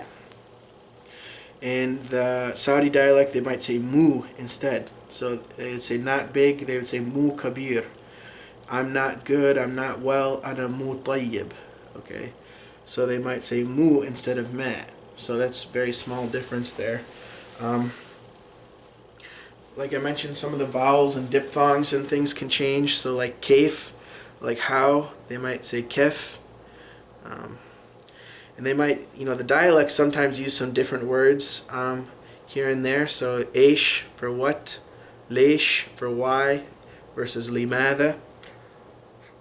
Or instead of ain for where, they'll say fain, which rhymes. It's very similar, easy to understand with the context. You're going to know what they mean. So ain in Modern Standard Arabic, where, like you say aina anta, where are you? Or min aina anta, where are you from? The dialects, they will pronounce that differently. So like I used to live with some Sudanese brothers, and one of the phrases I heard them say would be like wayna galabiya, where is my galabiya, where is my how would you translate that, like robe, or these long shirts that they wear in the Arab culture. So instead of ain, it becomes wain. And galabiya is another word that if you know Fusha, you're going to understand it. Because if you know that you would say jallabiya in Fusha. Actually, that's not really a Fusha word, jallabiya. But jilbab is in Fusha. Jallaba is a root, 3-letter root. It means basically like to cover something. Jilbab in classical Arabic, it means a curtain or a sheet. So when someone says gallabiya, and you know that the geem is for jeem, and you know that root system there, you're going to know that you're talking about something that covers or some clothes. Like, you're going to understand it. You're going to know the meaning. The first time I heard it, wain al galabiya, I understood what they were talking about. It wasn't hard for me. I knew what they were talking about with the context of everything. It's not very hard. They use that in Sudan, and they also use that in Egypt, Galabiya. So you're going to see different variations of ain, from wain to fain, and those types of things. And for men, which is meme noon, men, they might say mean or min. And for mata, for when, they might say mitta. So these things are very, very similar. It's not hard. Hey everyone, today's video is a Saudi word, so I felt it appropriate to wear this kufiya or shmagh or hatta or mshadda or whatever you want to call it. Ghutra in Saudi Arabic is more likely to be referred to as a ghutra. And this thing that holds it together is al-iqal. Al-iqal. Ain, qaf, alif, lam, iqal. So the word for today is a Saudi word, as I've said. It is marra. Marra means very in Saudi Arabic. And this is not used in the Levantine region. It's not used in Egypt and west of Egypt. It's used in the Arabian Peninsula. I haven't even heard it in Iraqi dialect. So basically just on the Arabian Peninsula. Gulf Arabic. So it means very. And the sentences I have are Lissa badri marra. Lissa badri marra. That means it's still very early. Lissa, still. Badri, early. Marra, very. Still early, very. Lissa badri marra. It's still very early.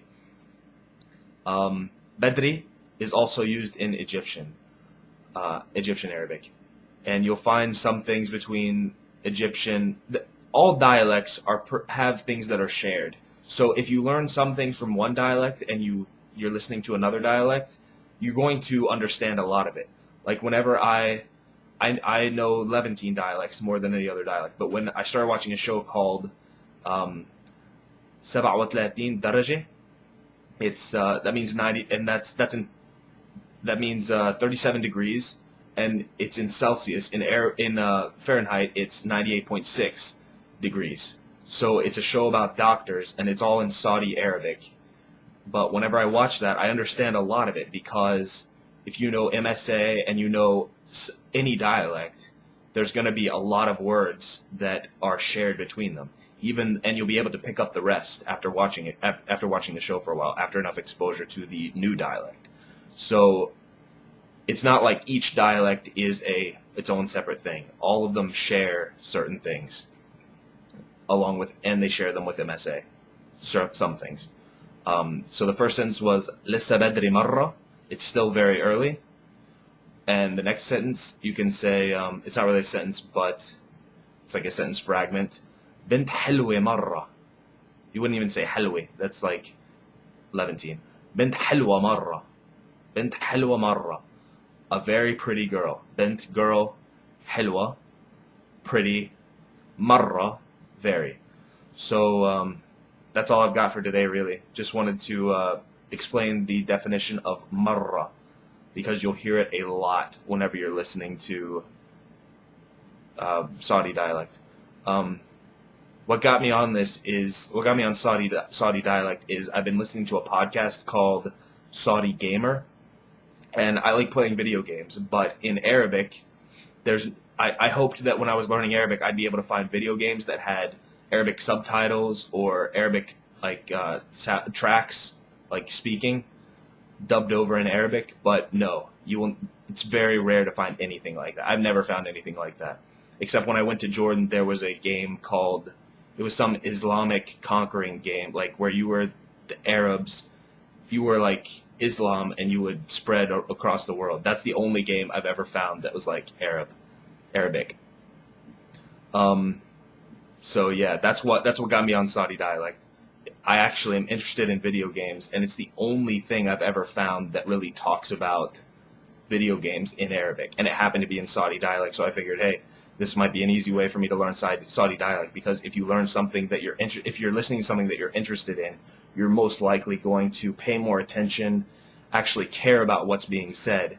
Like a lot of the things I've had to listen to learn Arabic, I didn't care at all about what they were saying, like the topic, the subject matter. But I was like, I need to learn Arabic. I want to learn Arabic, so I'll just suffer through this. But now that I found a podcast that actually has something that I'm interested in, i.e. video games, I actually enjoy listening to it.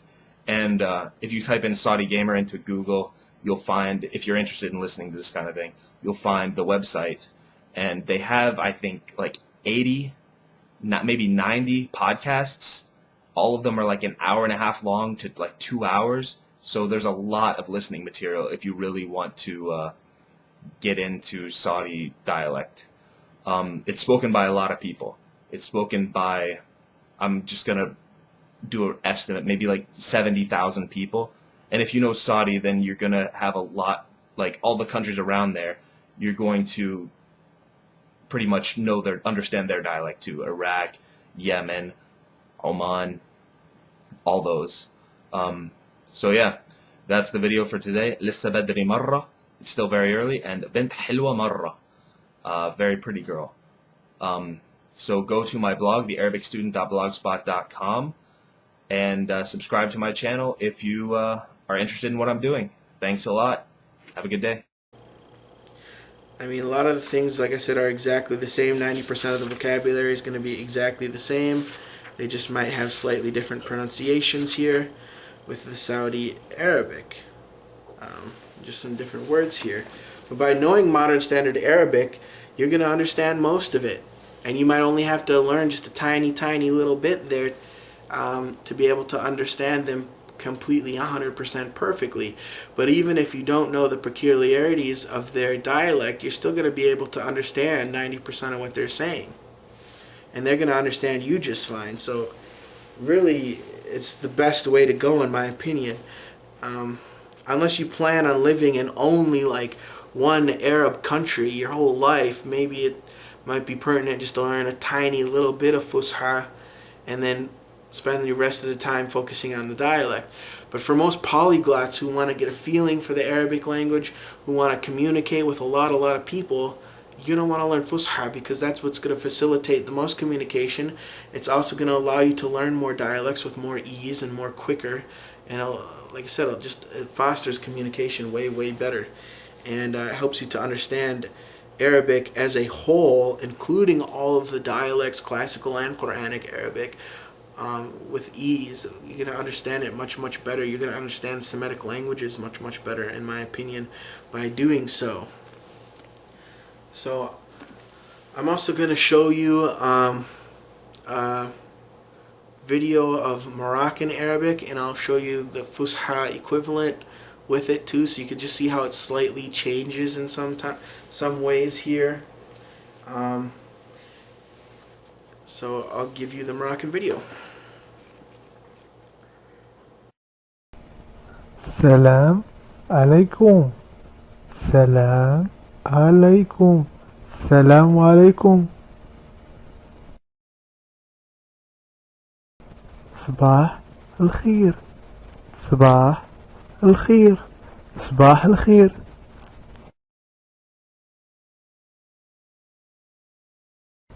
مساء الخير. مساء الخير. مساء الخير.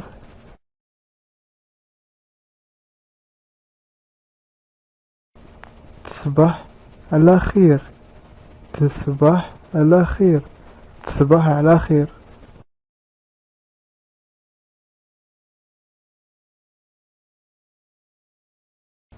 مرحبا. مرحبا. مرحبا.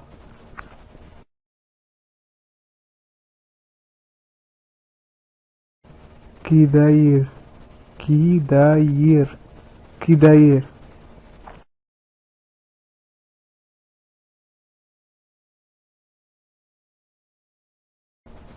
كي دايرة. كي دايرة.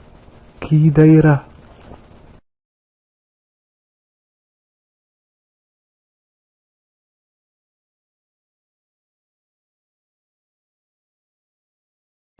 أنا بخير شكرا وانت.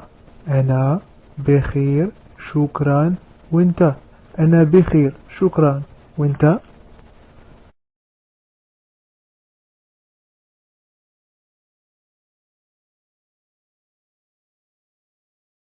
أنا بخير شكرا وانتي أنا بخير شكرا وانتي أنا بخير شكرا وانتي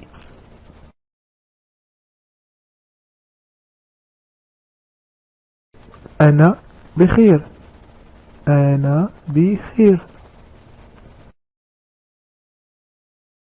شكرا شكرا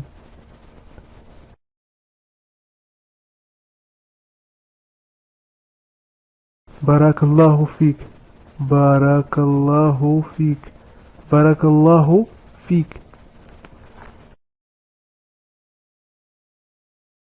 شنو سميتك شنو سميتك شنو سميتك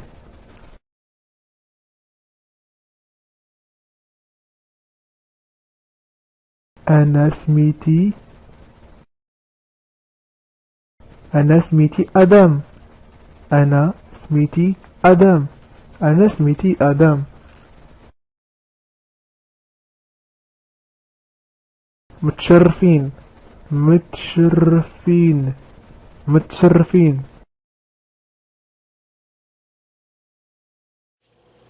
So now I want to go over the dialect of Arabic that is found in Syria. The Syrian dialect is probably my favorite dialect. Syrian dialect is also very, very similar to the Lebanese dialect. It's similar to the Palestinian dialect.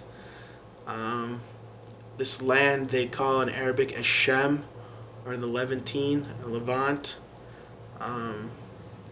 Most of their dialects are pretty similar there. So I want to talk about that. I've spent a lot of time with Syrians. My main teacher and sheikh is Syrian. I really like the Syrian people.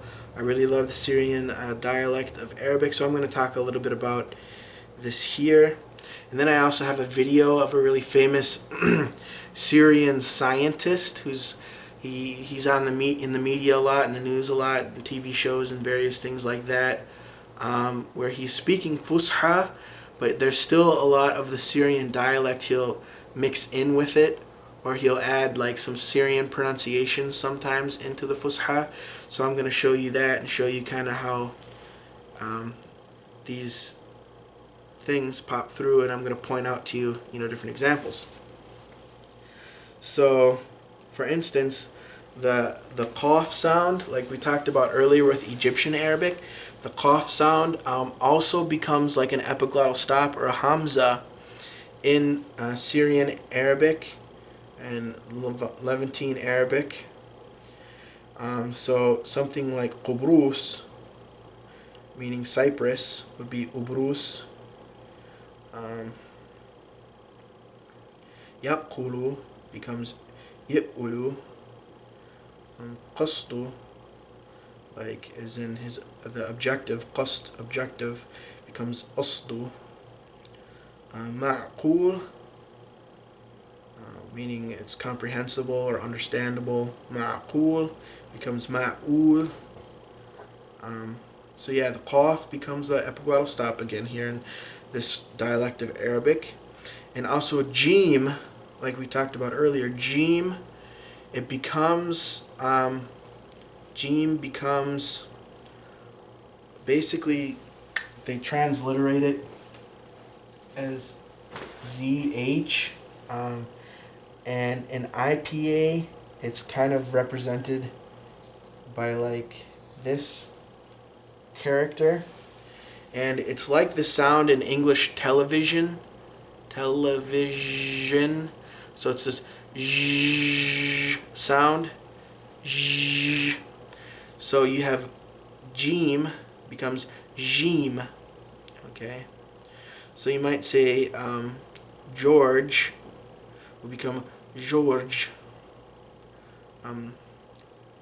Itazawwaj, to marry. Itazawwaj, I'm marrying, become itazawwaj. Or ta'jib, like ta'jib, to like. They might say ta'jib, okay? So a word like darajatun might become something like daraja or something of that nature. So Jim becomes j sound, and then a lot like with other dialects of Arabic, the thal becomes a z sound. So you have idhan becomes izan, or idha becomes izza, ustadh becomes ustaz, adhan becomes azan, and the likes. And you'll see that a lot. Dhikr would become zikr. Also here the tha is changed to a sa or ta. So you would say thaniya would become saniya, saniya, or taniya. So it can be either or, an S or a T, just like is in other dialects that I showed you there. And then you have what's called a feminine ending. This one's real particular to Syrian Arabic, and I kind of like the way it sounds. But you have this feminine like ta, or feminine ending on Arabic words. That's represented by that letter there, and it's also represented by this letter here. It's found at the ends of words like ibadah, and it becomes like an A sound in the Levant dialect or the Syrian dialect. So instead of saying ibadah, they would say ibaday. Instead of saying Shia, they might say Shi'ay. Or instead of saying shaqqa, they might say sha'ay. They might also say mishkale instead of mishkala. They might say trying to think of some other words like that. So instead of saying wahda, they might say wahday or wahdi. Thaniya, they might say as taniyay. Okay. So this is how some of the pronunciation can kind of differ. Instead of anta, for you, they might say enta or enti. Instead of huwa, they might say huwi. Instead of hiya, they might say he. So there are some differences in pronunciation, but they don't really affect the meaning or the intelligibility. Here again. So I'm going to show you some videos with Syrian Arabic. لماذا خلق الله الكون؟ يسأل الأخ أحمد. يا سيدي خلقنا لكي نعيش بسعادة ولكي يعطينا هذا العطاء. لكن كل المطلوب مننا لا يوازي أصلا الثواب الذي سوف نأخذه. ونعطي مثال رائع ورد في سورة النبأ أو ما تسمى سورة عمة. نلاحظ ما يلي. بسم الله الرحمن الرحيم، والصلاة والسلام على سيد المرسلين وعلى آله وأصحابه أجمعين. السلام عليكم ورحمة من الله وبركاته. نرحب بكم أعزائنا في هذه الحلقة الجديدة من برنامج للرحمن صوما، وهو مختص بهذا الشهر الفضيل. عنوان حلقة اليوم الصوم والصيام، وهذا موضوع هام جدا نميز فيه بين الصوم بحرف الواو وبين الصيام بحرف الياء. من فقرات هذه الحلقة: ما هو الفرق بين الصوم وبين الصيام؟ ما هو توقيت الصيام وما هو توقيت الصوم؟ في الحديث القدسي: كل عمل ابن آدم له إلا الصوم. لماذا الصوم بحرف الواو يأتي مع الطعام والشراب؟ لماذا كل الكفارات في الدين الإسلامي هي بالصيام؟ Everybody, today's phrase is الشغلة مو بإيدي. This means it's out of my hands. الشغلة مو بإيدي, but they'll say بإيدي because you're saying it fast. الشغلة means the thing.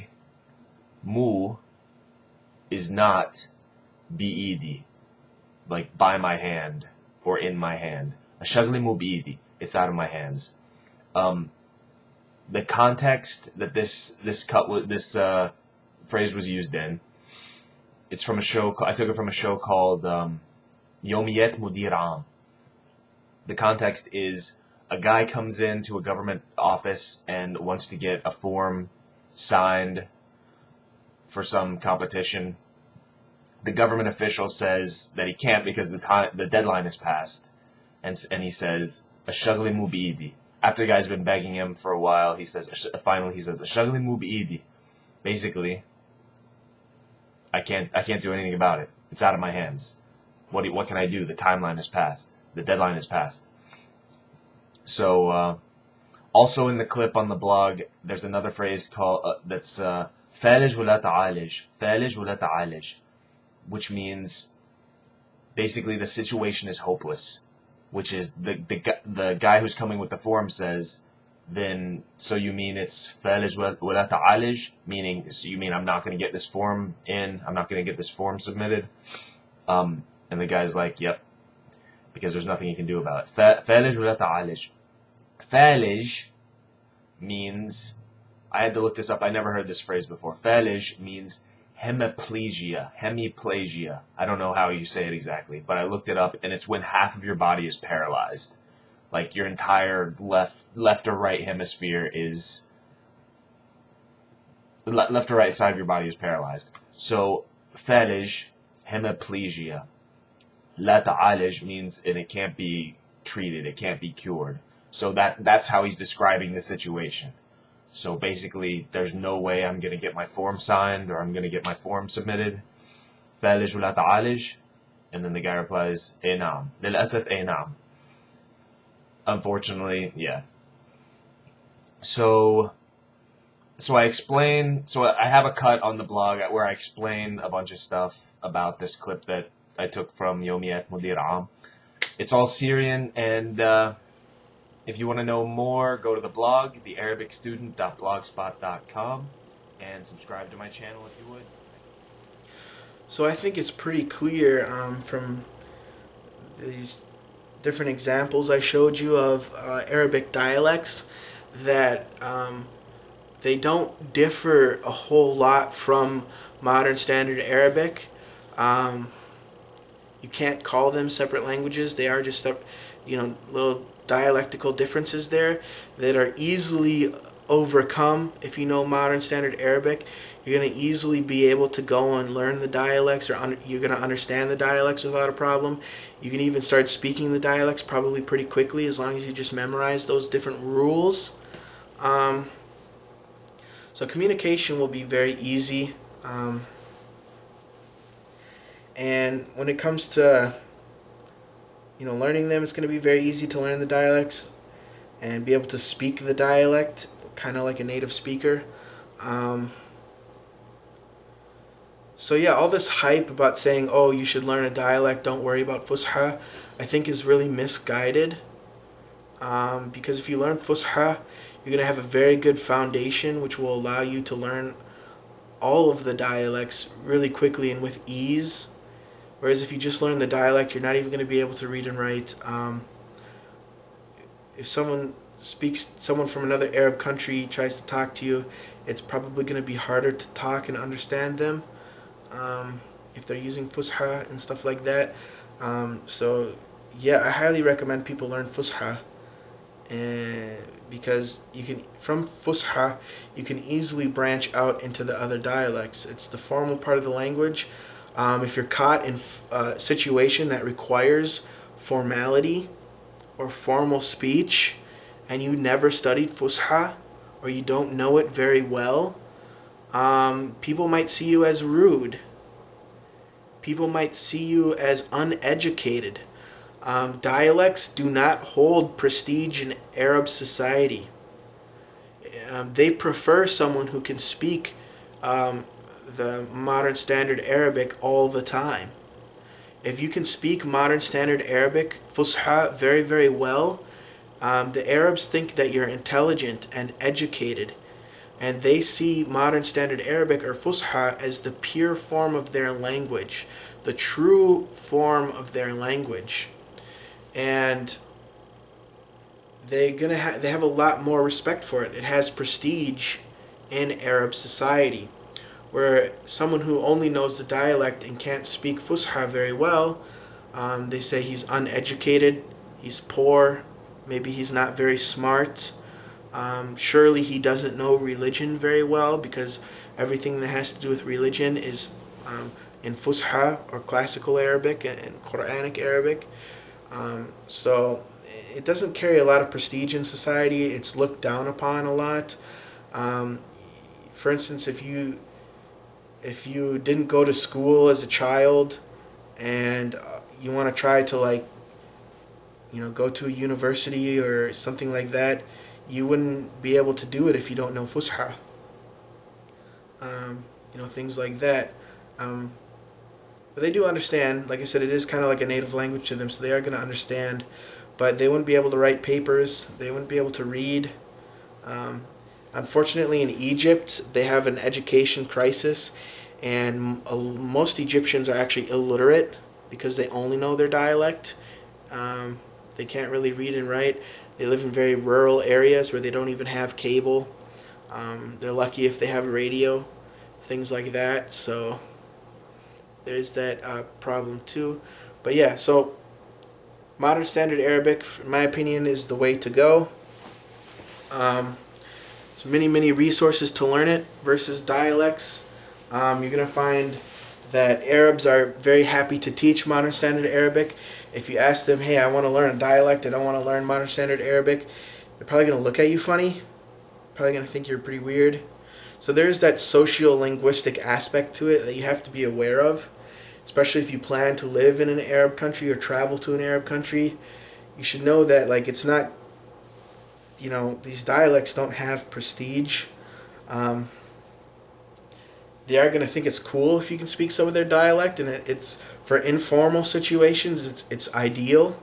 It's nice to use, with your friends or hanging out or whatever.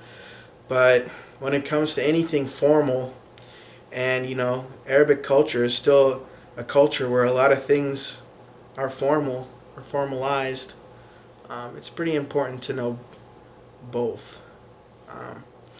By studying Fusha first, it's going to be very easy to do a dialect.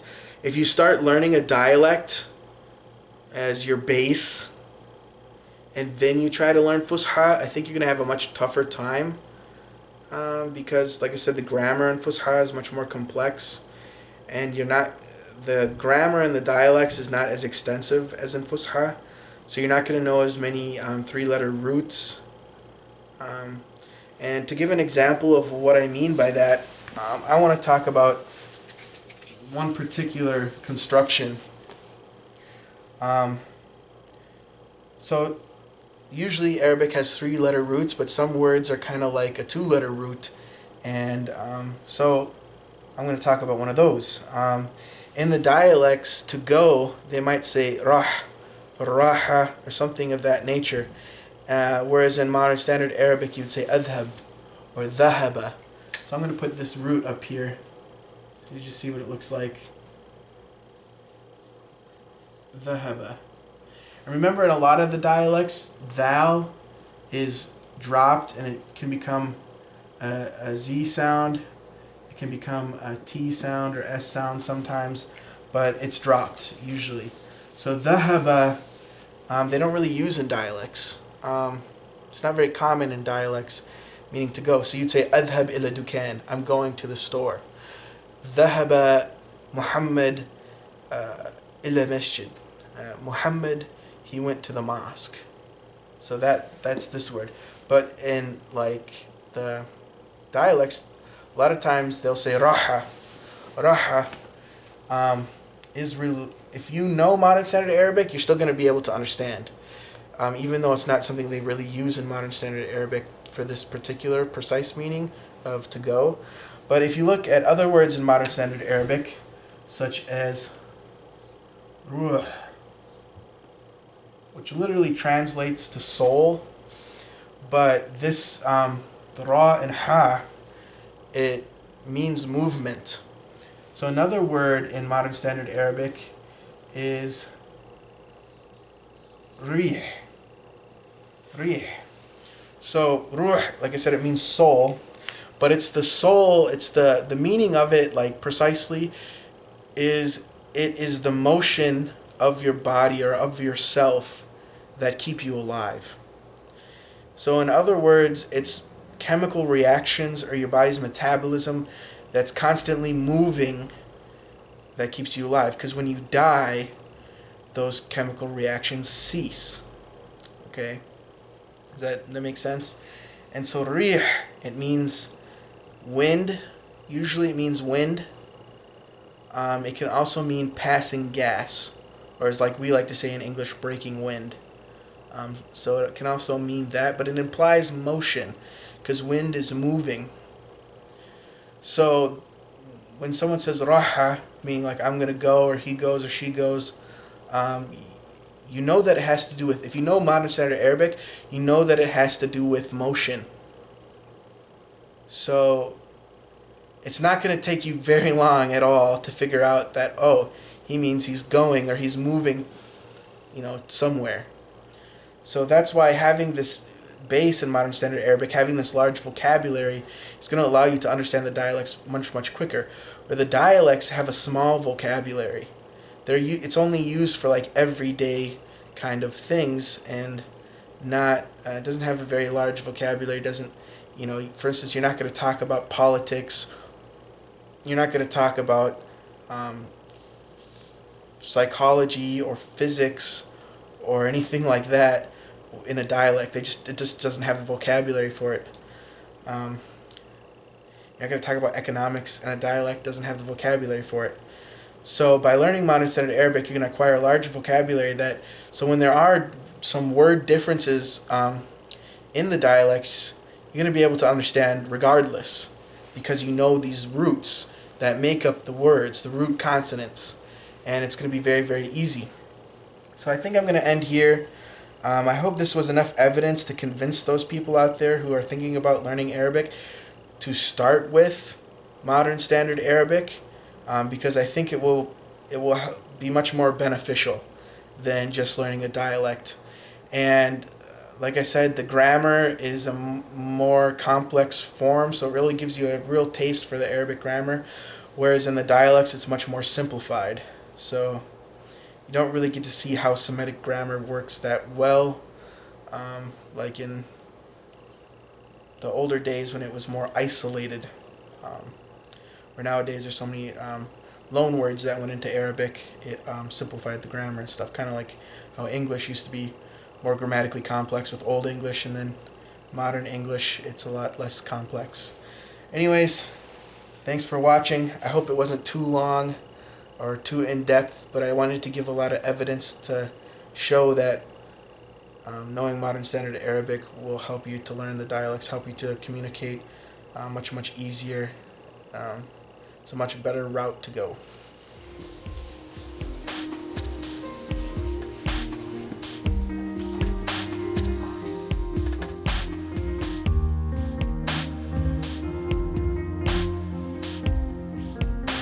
I'm from the US, I'm American.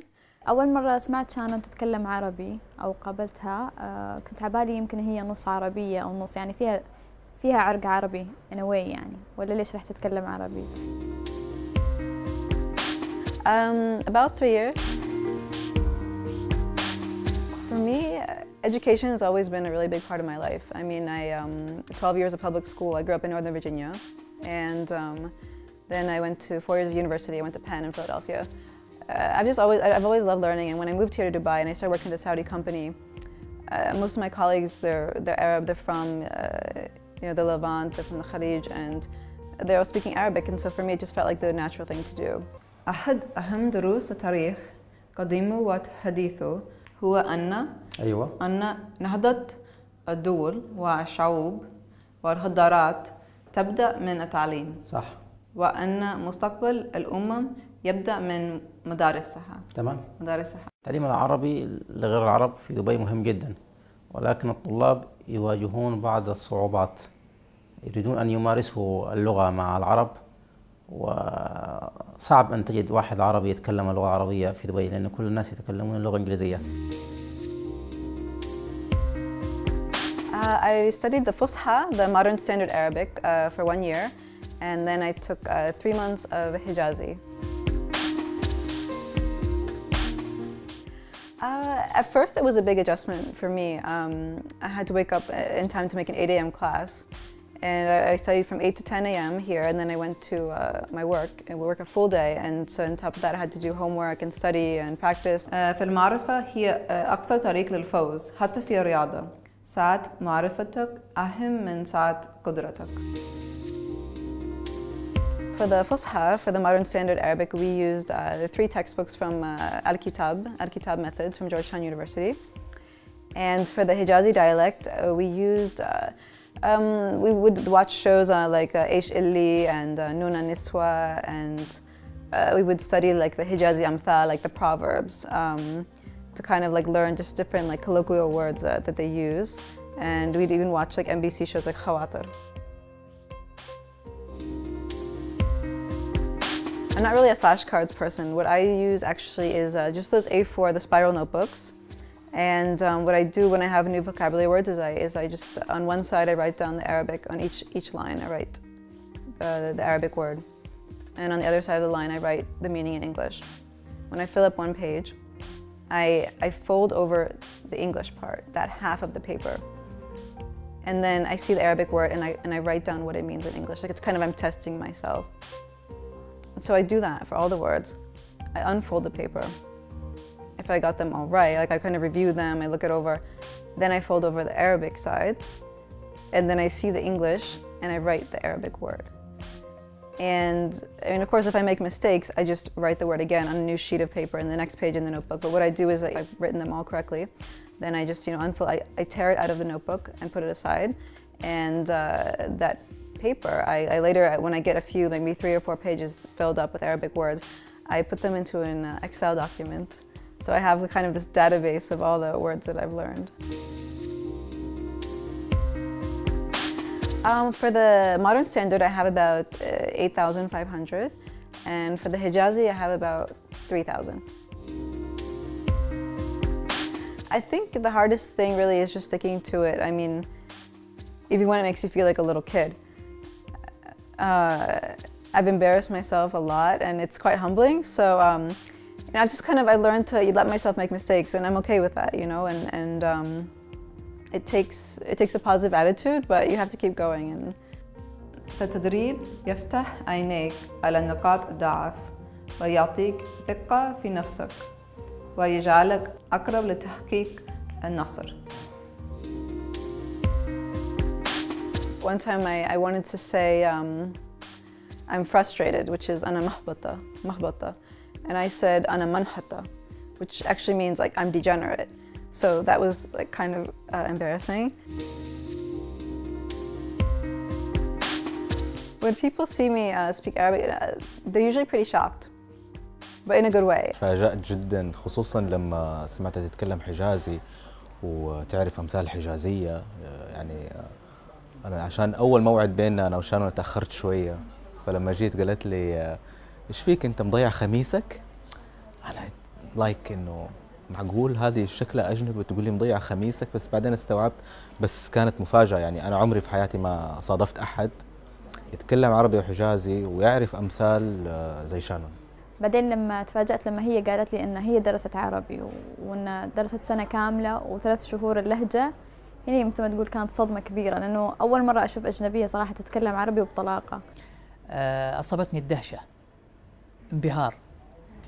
يعني قليل الأجانب أو الأمريكان أو الغربيين بشكل عام اللي يحرصون أنهم يتعلمون اللغة العربية.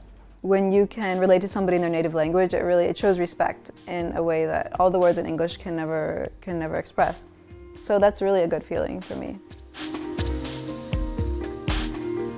I love Twitter and Kik. Like actually, I'm a huge fan of Twitter. It lets me practice. That's the reason I started a Twitter account, is just to practice Arabic. I learn something new every day, and the people on Twitter are really helpful with that. Another thing, I think it's also just important to be brave and keep an open mind, and and let yourself make mistakes. Don't be embarrassed. I mean, it's part of learning. Everybody gets embarrassed. ومن منا لا يخطئ. يمكنني أن أتحاول مع الخطأ، لكن لا يمكن أبداً التحاول مع الكسل وعدم المحاولة. صح. To be honest, yeah, there's definitely a learning curve. And the payoff, it doesn't come right away, but when it does come, it's really good. It's worth it. I have no regrets. لا مستحيل مع الإصرار ولا مستحيل مع الإيمان ولا مستحيل مع الحياة. صح. I think the important thing is that you don't stop when you start to see results. And even when you start winning or getting good at a sport, you have to keep conditioning yourself. You have to keep developing and growing to stay competitive. And it's the same way with learning a language. I mean, even when people start understanding you, it's important to develop and to keep practicing and keep at it. You get to the point eventually where it feels like it's a part of you. And I think that's the best payoff anyone can ask for, really.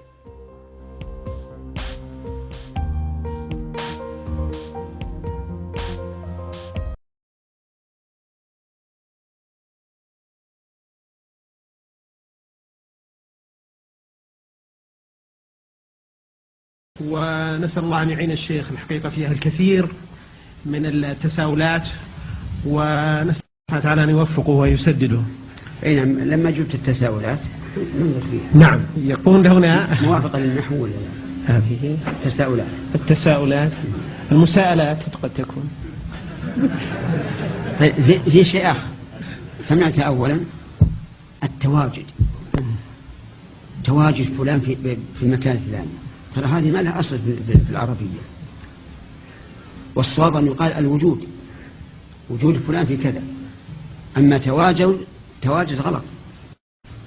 هذه من فائدة. جزاك الله خير يا شيخ. جزاك الله خير. سبحانك اللهم وبحمدك. جزاك الله خير. نصلي مع بعض إن شاء الله في المكان الصلاة المخصص للأطباء بإذن الله. نعم. بين الألف واحد وباء واحد. باء 1 وبي 1. ها طيب. ايش؟ حفظك الله. أنا ذكرتها بالعربي فلم يعرفوها فترجمتها لهم بالإنجليزي. هم عرب. والله لا أفهم.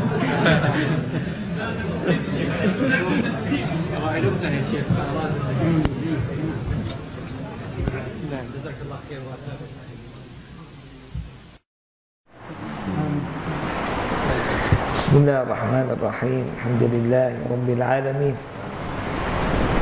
الحمد لله الذي أوضح لنا سواء السبيل وجعلنا على بصيرة فيما نأتي وما نذر.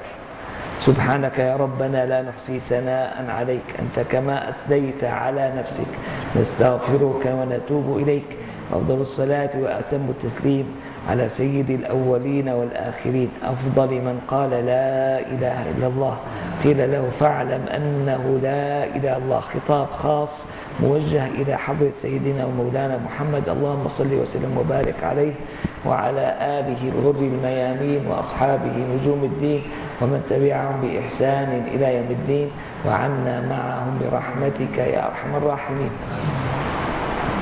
سورة الأنعام سورة مكية، يعني النمط اختلف عن السور التي شرفنا الله تعالى بقراءتها في الليالي السابقة وفي بداية هذه الليلة. كلها كانت سور مدنية فيها أحكام، فيها تشريعات. السور المكية على العموم تخلو من الأحكام والتشريعات، ويزيد فيها ذكر توحيد الله سبحانه وتعالى وذكر اليوم الآخر وما إلى ذلك من القضايا الإيمانية مع المناقشة للكفار.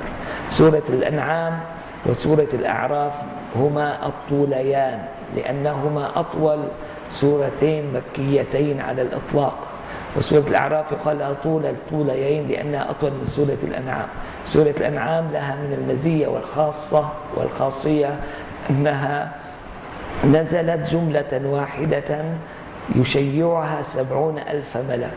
هذا خلاف النمط القرآني. كان النمط القرآني معظمه ينزل 5 آيات ف5 آيات. هذه السورة نزلت جملة واحدة. وفيما أحسب وما أدري إذا كان حسابي صحيحا أم لا، سورة الأنعام هي سورة تتكلم عن الإيمان. يعني لما نحن نحاول أن نربط بين حديث سيدنا جبريل عندما أتانا يعلمنا ديننا بين هذه السور القرآنية. فالسور الأربع تتكلم عن الإسلام بتفصيل بالغ، وسورة الأنعام تتكلم عن الإيمان وأركانه الستة التي نوه بها صلى الله عليه وسلم في قوله أن تؤمن بالله ورسوله وملائكته وكتبه ورسله واليوم الآخر وتؤمن بالقدر خيره وشره. فلذلك أشعر أنا وإن كنت مقصرا بأن سورة الأنعام هي خير مرجع وخير كتاب لتعلم العقيدة. نعلم طلبة العلم، نعلم ناشئتنا العقيدة من كتب بدكم الصراحة ما بيبقى بذهنه من هذا التعليم شيء أبدا، كله بيتبخر كأنه يعني سبحان الله ما في فائدة في ذلك. فلو نحن حاولنا أنه نبسط لهم تعليمهم في سورة الأنعام. سورة الأنعام كما أنظر إليها تكاد تكون يعني تقريبا صفحة أو أكثر أو أقل فيها الإثبات، وصفحة أو أقل أو أكثر فيها النفي. ماذا أقصد بالإثبات نفي؟ يعني الله سبحانه وتعالى يتكلم عن شيء من صفاته، شيء من أفعاله، شيء من أسمائه، أو شيء فيما يتعلق بالملائكة أو الرسل أو اليوم الآخر. في آخر السورة سيأتي معنا الكلام عن القدر أيضا، وبعدها يأتي صفحة أو نحوها تتكلم عما يقوله المبطلون، ما يقوله المناوئون والمغايرون. ولذلك لفظة الكذب الذين يكذبون كثرت في سورة الأنعام، لأن تقريبا في كل صفحة بعد صفحة يرد ذكر هذه اللفظة كثيرا. وهذا الإثبات النفي لعله كل علم التوحيد قائم عليه. فأنت في مقولة لا إله إلا الله قد قلت بالنفي والإثبات، نفيت في شطرها الأول وأثبتت في شطرها الثاني. في أقصر آية قرآنية في التوحيد هي ليس كمثله شيء وهو السميع البصير، أيضا فيها نفي بقسمها الأول وإثبات في قسمها الثاني. سورة قل والله أحد هي أيضا فيها إثبات في نصفها الأول ونفي في نصفها الثاني. قل هو الله أحد الله الصمد، هذا إثبات. لم يلد ولم يولد ولم يكن له كفوا أحد. في أطول منها آية الكرسي أيضا جمعت تقريبا 8 من الإثباتات مع 7 من النفي. بتقول الله، بيقولوا أصحاب الإعراب يعني هو الله، هذا إثبات. لا إله إلا هو الحي القيوم لا تأخذه سنة ولا نوم، له ما في السماوات وما في الأرض، من ذا الذي يشفع عنده إلا بإذنه، يعلم ما بين أيديهم وما خلفهم، ولا يحيطون بشيء من علمه إلا بما شاء، وسع كرسيه السماوات والأرض ولا يؤوده حفظهما وهو العلي العظيم. 5 ب6. واضح كيف؟ وسورة الأنعام على نفس النمط بس بنفس أطول قليلا، يعني تقريبا صفحة أو نحو تكون في إثبات، وصفحة أو نحو تكون في نفي من أول السورة إلى آخرها. طبعا تعرضت للرد على المشركين، كما أن السور الأربعة الأولى تعرضت للرد على أهل الكتاب. سورة البقرة للرد على اليهود، والسورة الثانية للرد على الطائفة الثانية، والسورة الثالثة سورة النساء للرد على كلتا الطائفتين، وكذلك الرابعة. وهنا أتى الرد على المشركين. بيقول سيدنا عبد الله بن عباس إذا أردت أن تعرف جهل مشركي العرب فاقرأ ما فوق 130 من سورة الأنعام. لسه ما قرأناه، إن شاء الله إذا الله سبحانه وتعالى وفق نقرأه غدا. إذا سورة الأنعام هي سورة لتثبيت القضايا الإيمانية، وهي سورة يقال في ألقابها سورة العرائس من العرائس، لأن العرائس هي السور التي تبتدئ بحمد الله. وعندك 5 سور في القرآن الكريم تبتدئ بالحمد لله، أولاها الفاتحة، وفي كل ربع من أرباع القرآن يوجد سورة، آخر ربع يوجد فيه سورتان. الربع الأول مبدوء بالحمد لله رب العالمين، الربع الثاني مبدوء بسورة الأنعام الحمد لله الذي خلق السماوات والأرض وجعل الظلمات والنور، والربع الثالث سورة الكهف الحمد لله الذي أنزل على عبده الكتاب ولم يجعل له عوجا، والربع الرابع فيه سورتان الحمد لله الذي له ما في السماوات وما في الأرض وله الحمد في الآخرة سورة سبأ، والسورة التي تليها سورة فاطر الحمد لله فاطر السماوات والأرض. نسأل الله سبحانه وتعالى أن يوفقنا وأن ينفعنا، كما أكرم مسامعنا بذكر بعض هذه الآيات من صفاته سبحانه وتعالى وأسمائه وأفعاله. نسأل الله أن يكرم قلوبنا وأرواحنا وأشباحنا وجميع ما خلق فينا من حواسنا والأشياء التي نعلمها والأشياء التي لا نعلمها والجواهر والقوة التي فينا من سر وعقل وقلب وروح ونفس، أن يعمر كل هذه الأمور به سبحانه وتعالى. نسيت اليوم أوصلها، يقرأ الأصبهاني بهونظر صلى الله عليه وسلم. يا من يرى ما في الضمير ويسمع. فما هي هذه التوبة التي تفتح لنا باب القرب من الله ونكون بها محبوبين عند الله جل جلاله؟ ما هي هذه التوبة؟ ما هو هذا الأمر الذي يمسح ذنوبنا ومعاصينا؟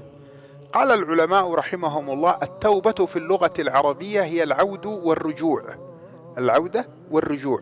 تاب أي رجع وعاد. والفرق بينها وبين التقوى في اللغة أن التقوى من الوقاية، تجنب الشيء وتوقيه، والتوبة الرجوع عنه بعد الدخول فيه. دخلت فرجعت، والتقوى لا، لم تدخل فيه، توقيته وتجنبته.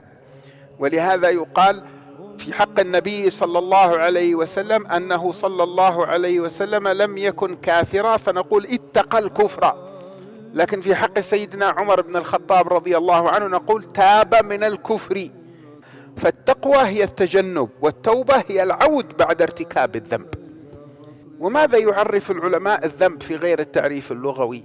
جاءوا بعدد من التعريفات. كان من التعريفات الجميلة هي احتراق الحشا لما سبق من الجفا.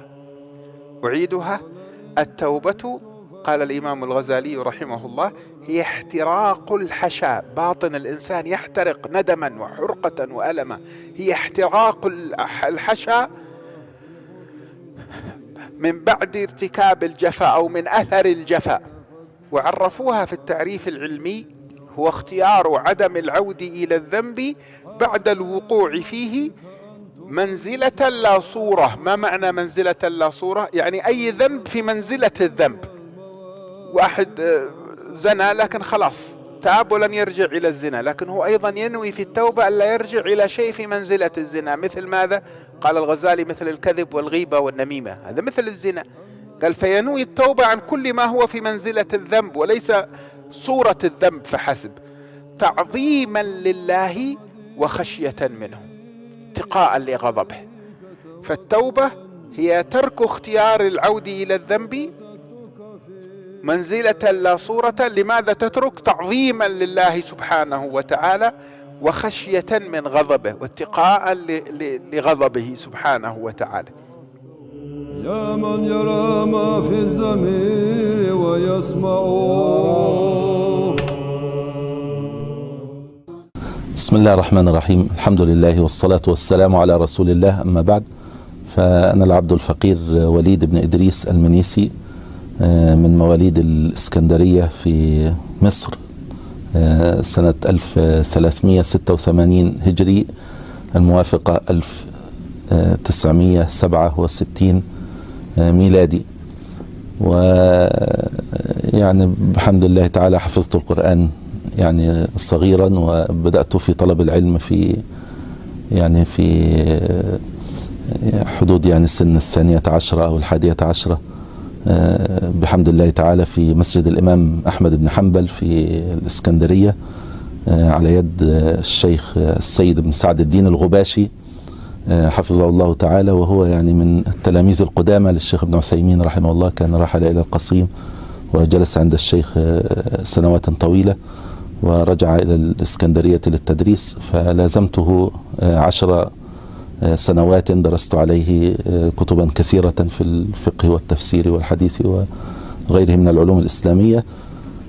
وفي نفس الوقت يعني تدرجت في الدراسة إلى أن أنهيت الدراسة في كلية الآداب جامعة الإسكندرية في تخصص اللغة العربية وآدابها، وبعدها رحلت إلى السعودية.